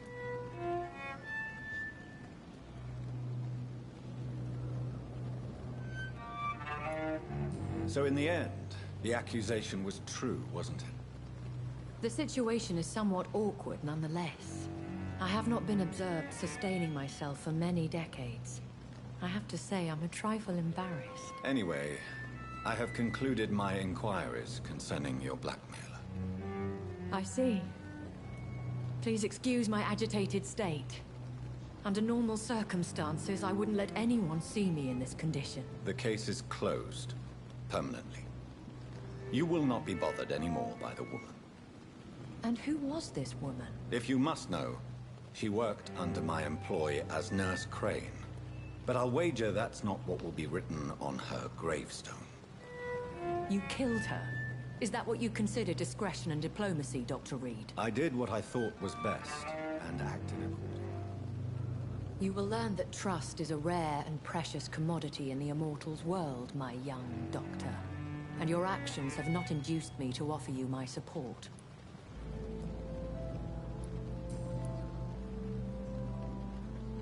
I don't understand. Why was I created and then left for dead? That is a question only the one who made you can answer. It's not normal practice. I doubt even if you find him, he will answer you, considering how cruelly he treated you. So me being a vampire could have been a mistake. I very much doubt it, Jonathan. Contrary to the legends, it is not as simple to make another vampire by just biting someone. I'd like to avoid creating another vampire by mistake anyway. Tell me, how is it done? The process is dangerous. It could even kill your potential progeny. If you did decide to sire an offspring, they must drink of your blood, Jonathan. I've been hearing a voice talking in my head. Is this some kind of insanity? It feels like the voice of the vampire that created me. Hush. Tell no one this. It would be unwise to talk of such things amongst British immortals. Speak no more of your maker. How could this cause offense? Only the powerful immortals can mentally call to their progeny. No vampire or hunter will sleep easy, knowing that an unidentified elder is stalking the streets of London. Excuse my forwardness, but... are you my maker? Me? Goodness, no. Only a foolish immortal would create a progeny without taking precaution, and I'm no fool. A vampire? Is that what I am? What we are? Such a crude word, defined by penny dreadfuls and drunken hacks. No. You are now an Ekon, and that you shall remain. Are you an Ekon too? Yes, I am. We are the closest thing to what man refers to as vampires. Forget what you think you know about us. So we are Ekons. How can I identify us amongst other vampires? How to put it? All Ekon are vampires. But all vampires are not Ekon. We are but a branch of the immortal tree.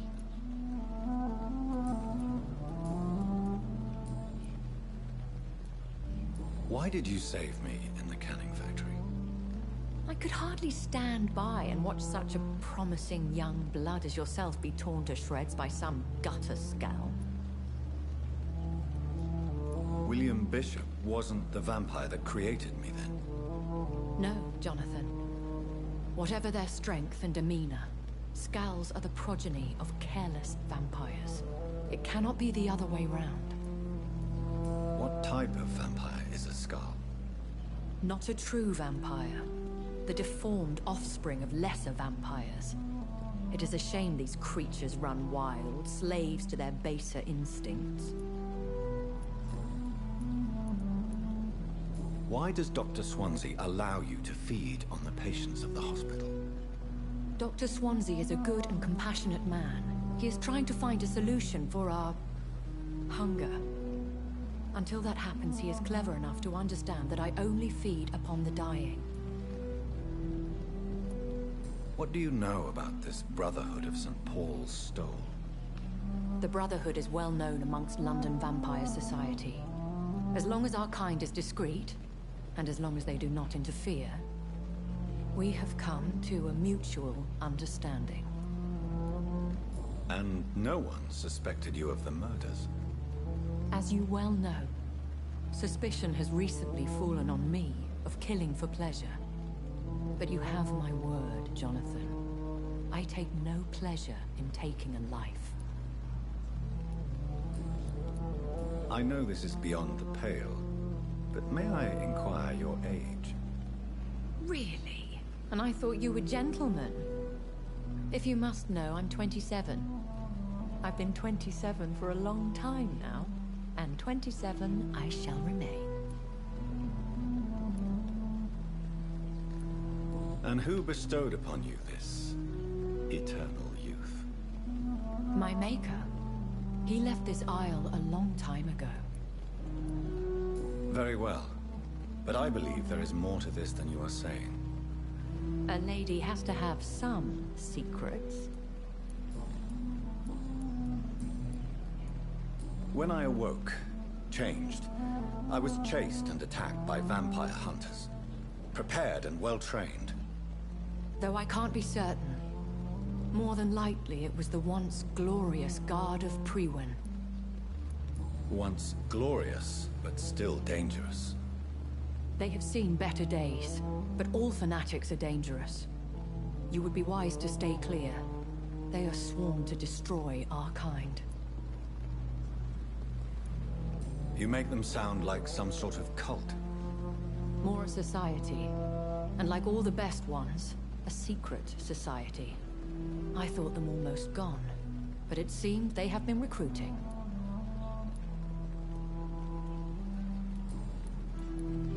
I've been away from London and England for 3 years. This isn't the city I remember. Things have gone from bad to worse here, Jonathan. I've lived in this city for a long time, and I've never seen it like this.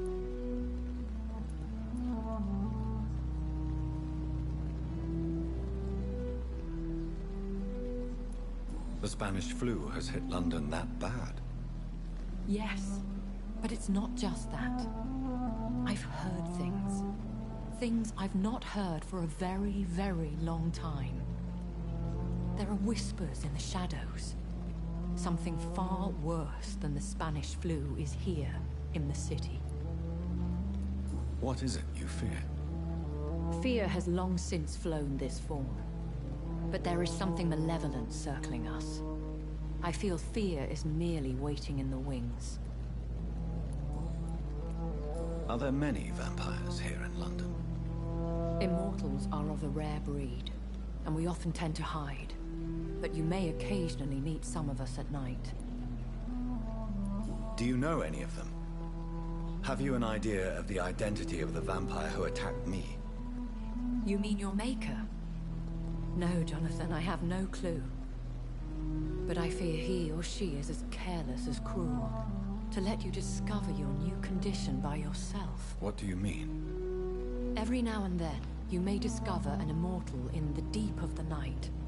But we are a rare and reclusive breed. Our progeny is almost never accidental.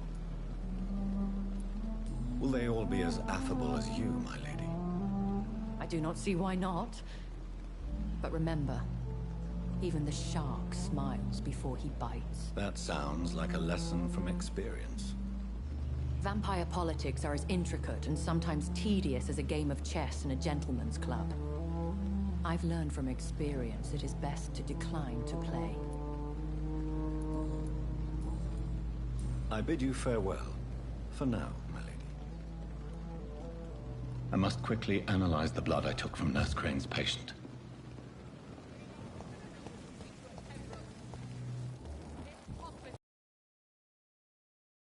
Do not entrust these people to your life.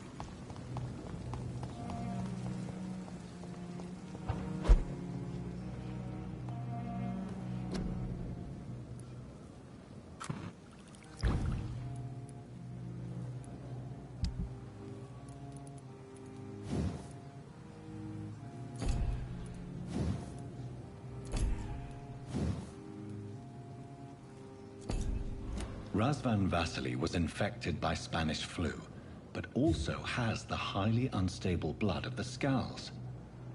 Is the London vampire epidemic transmitted through the flu? I should talk to Dr. Swansea about it.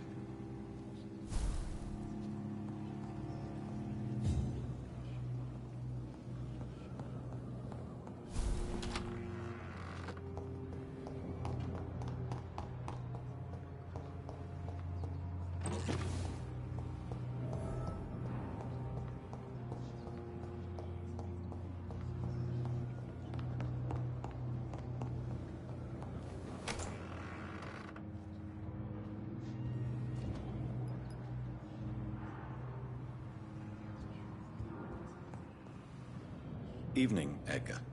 Could I get your professional opinion? Please speak, but I have something important to tell you. This strain of flu, it's very different from the one I saw in Europe.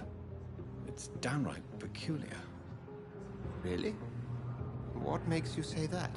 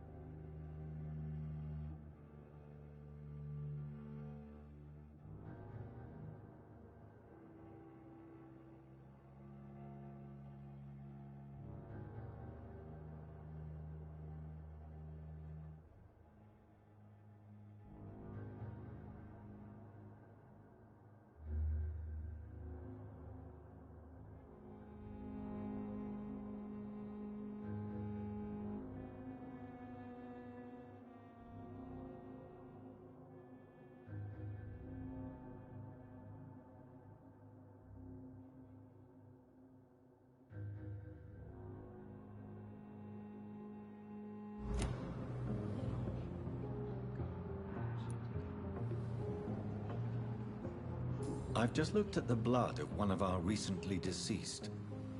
I see. Do you have anything more to go on?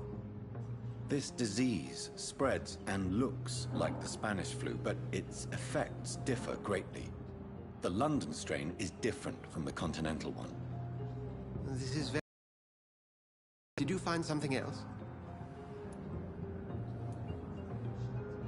Yes. Unlike the flu, the infected begin to show an increase in outwardly aggressive behavior. More than simple agitation. Once docile people become violent. You mean like rabies? Is there a chance we could create a vaccine, Jonathan, like Pasteur? By the stove, that would be smashing. There's a lot we're not seeing here. But it is spreading, and quickly. If we don't act, the whole city could be lost. But Jonathan, we've a fantastic opportunity sitting right here in front of us. A weapon of choice. What on earth do you mean? Why, you, my dear boy. With your expertise and your blood, we could isolate the properties that course through your veins. Think about the possibilities.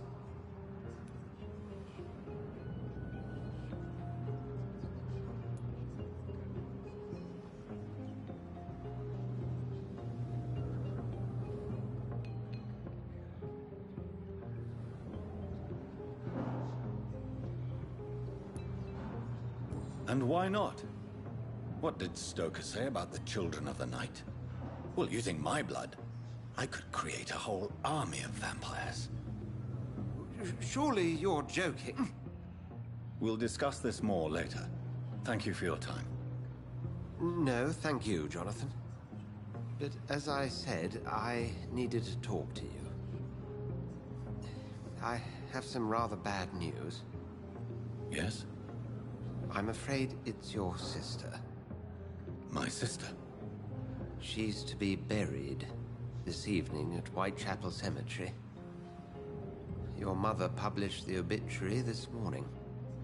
I see. I'm sorry, Jonathan. Please accept my condolences.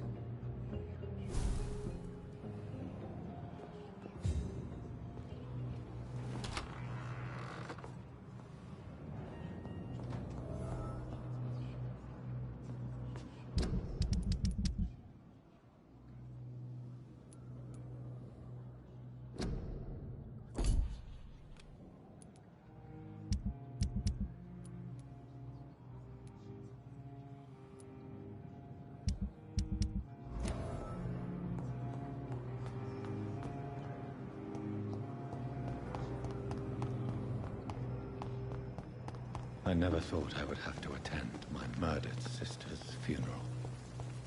Mary, I can't forgive myself.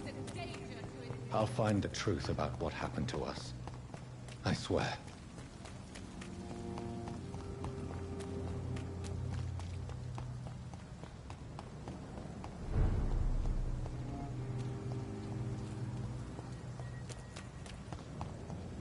Stay over there! Shit!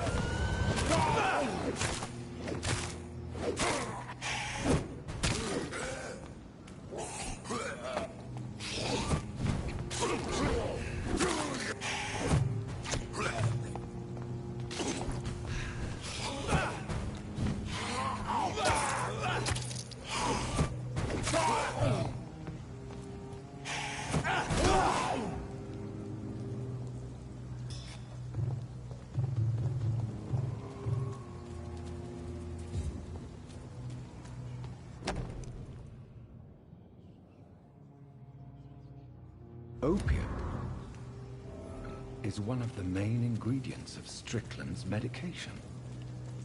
Never a good move.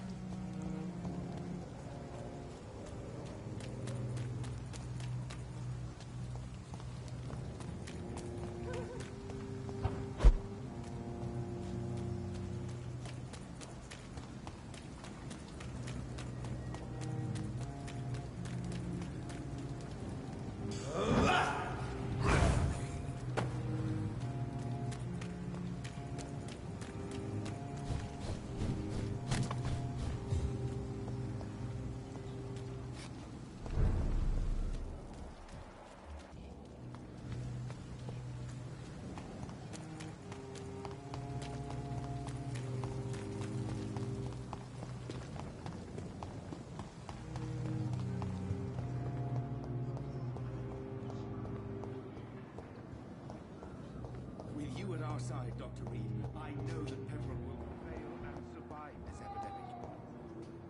Good evening, Dr. Strickland. And good evening to you, Dr. Reed. Can I be of any help? I located the shop, but it was vandalized, and the owner is missing. All I found was your order. I was afraid of such bad news. People are so desperate they're ready to burgle a shop for drugs. That's quite a list you ordered. Opium, sodium hypochlorite. It can't be just headaches you're trying to cure. This dreadful influenza, of course. I already ran some tests on hopeless cases. Without success, I must admit. Do you realize you could create a lethal poison without the correct dosage? Then there are the legal ramifications. Is this not true of any medical substance, Dr. Reed? However, if you would agree to improve it, I'd be glad to accept your help. As long as you promise to be scrupulous with your experiments, I may try to gather these substances, and even help improve upon the mixture. That's all I'm asking for, Dr. Reed. That's all I'm asking. I want to know about these secret tests you run, and if they can save people from this epidemic. Speak to me now, Thoreau. I know I may sound presumptuous, but I'm just following your steps, Dr. Reed. I'm casting away the shadows of ignorance by daring to face them. Self-confidence is essential in our line of work, my young colleague, but only if tempered with the correct amount of cynicism. But you never doubt yourself, Dr. Reed. I've read all your articles and books. You performed the most daring research during the war.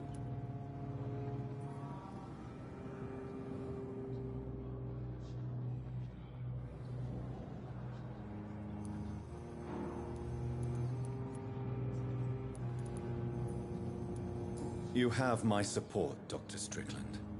I know exactly what it feels like to battle an unknown disease with only your mind and force of will to help you. Thank you, Dr. Reed. You don't know what that means to me.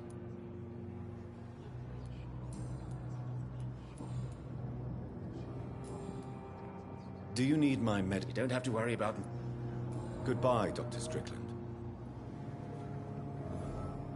I can't let Strickland put his patients at risk with opium.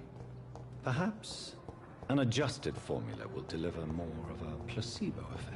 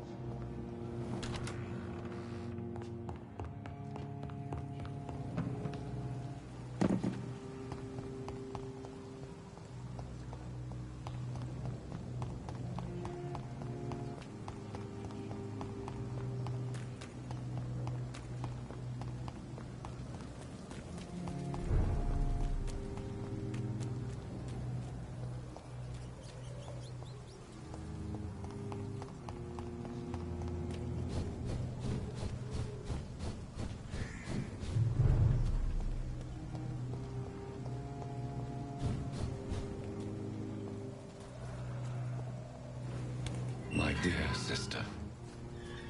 I don't know if I have the strength.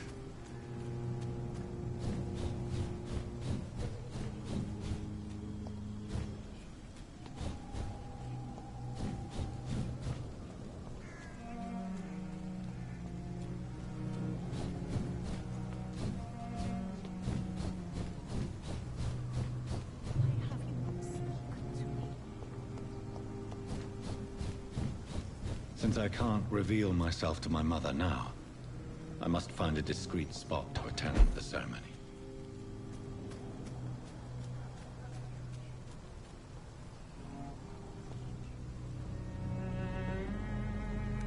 I am the resurrection and the life. He that believeth in me, though he were dead, yet shall he live. And whosoever liveth and believeth in me shall never die. We commend unto thy hands of mercy, most merciful Father, the soul of our sister departed, and we commit her body to the ground. Earth to earth, ashes to ashes, dust to dust.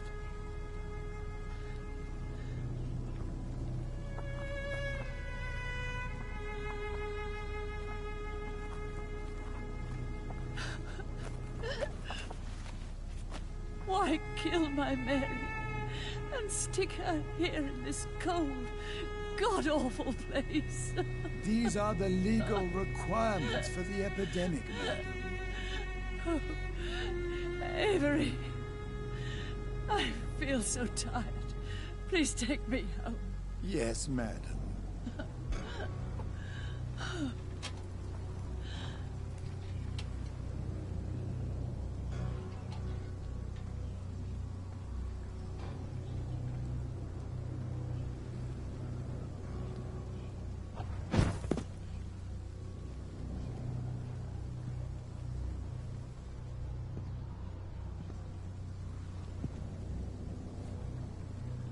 Oh, Mary. What have I done?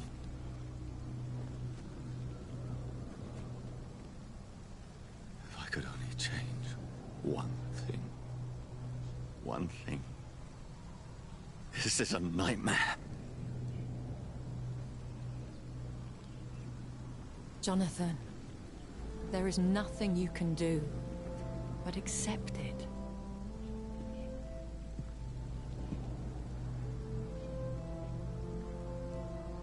What brings you here? I thought you could use the company. I am so sorry for your loss, Jonathan.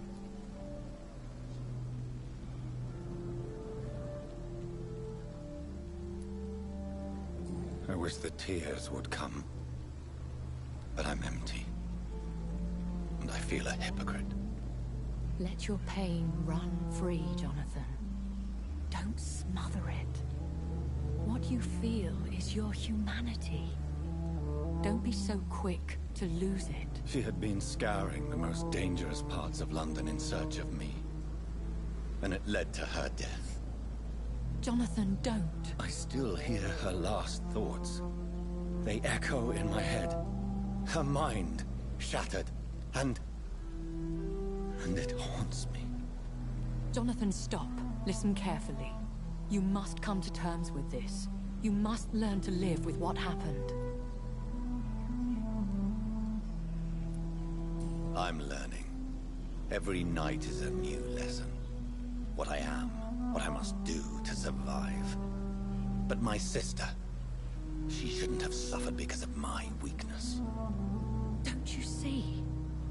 You're doing the work of our enemies, feeding your remorse.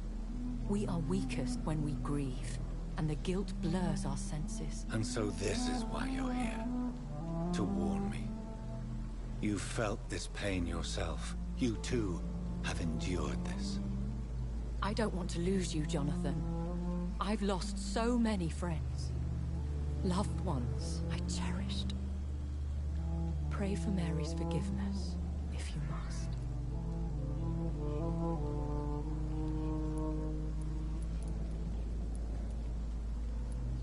I'm not a religious man. You should know that. This is not about you forgiving yourself. This is for her. This is you telling Mary how sorry you are. What should I do then? St. Mary's Church is not far from here. Go there and make your peace. Find the solace you need. My lady wants me to confess. No, Jonathan. It's you who wants to confess, I think.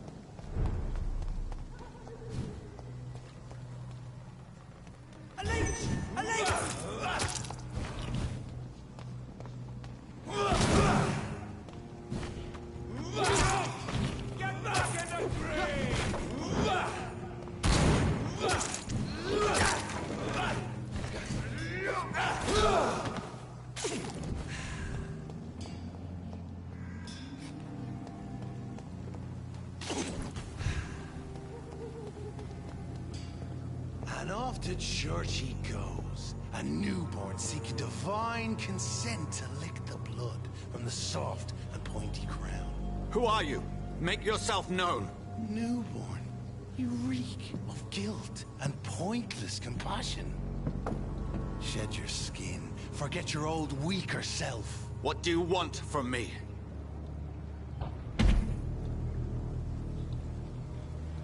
Ascalon does not approve of lone wolves who bring unwanted eyes to our pastures. So your name is Ascalon? Ascalon's will is vampire law. Learn them, abide by them, or I shall return as your judge and jury.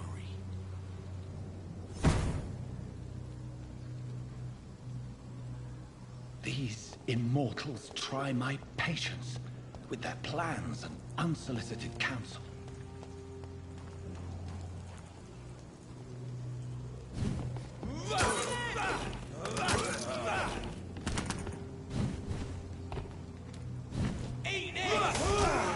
He's dead!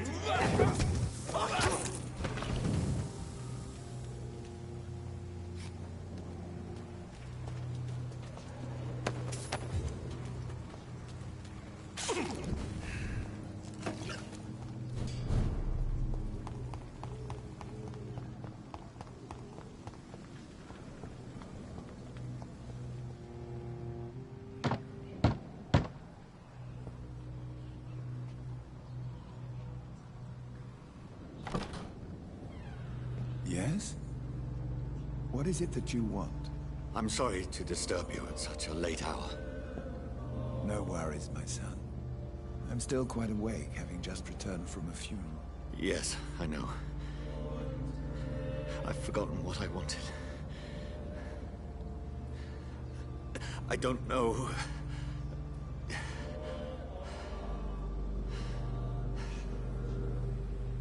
May I help you, child? You seem somewhat perturbed. I haven't the strength to cross the threshold.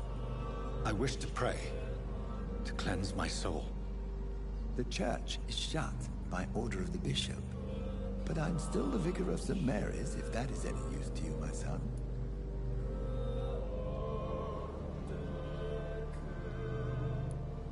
You seem to me a good soul, Vicar. But this is a personal matter. There are no secrets from God, my son. If your heart needs comfort, consider me your chaplain. For I can be as silent as stone.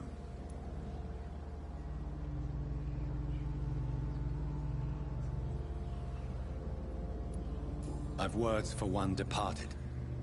They're not for living ears to hear. Your eyes burn with rage, yet I see the pain that lies beyond. I am here to lighten the burden of all God's creatures. Whatever you tell me is between us and the Lord. Very well, priest. As you seem quite adamant. Open your heart, my son. Tell me what burdens you. With whom do you wish to speak?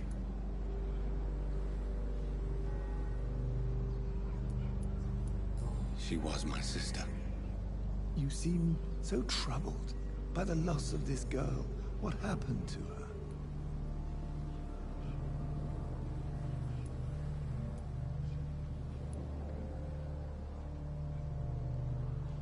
It was an accident. A terrible, terrible accident. I see. And how are you feeling, my son?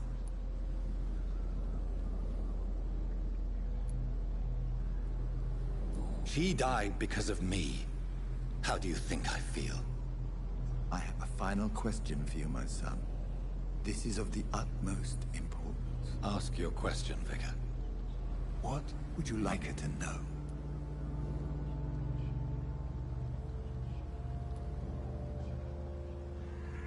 I killed you. There's no excuse. My dear Mary, forgive me. You have been heard, my son, and your burden will lighten if your words are sincere. Go in peace now, and live your life in the way she would have wanted.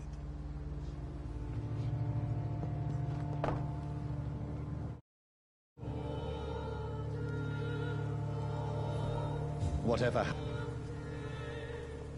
happened on this dock is between my sister and I. It does not concern God at all.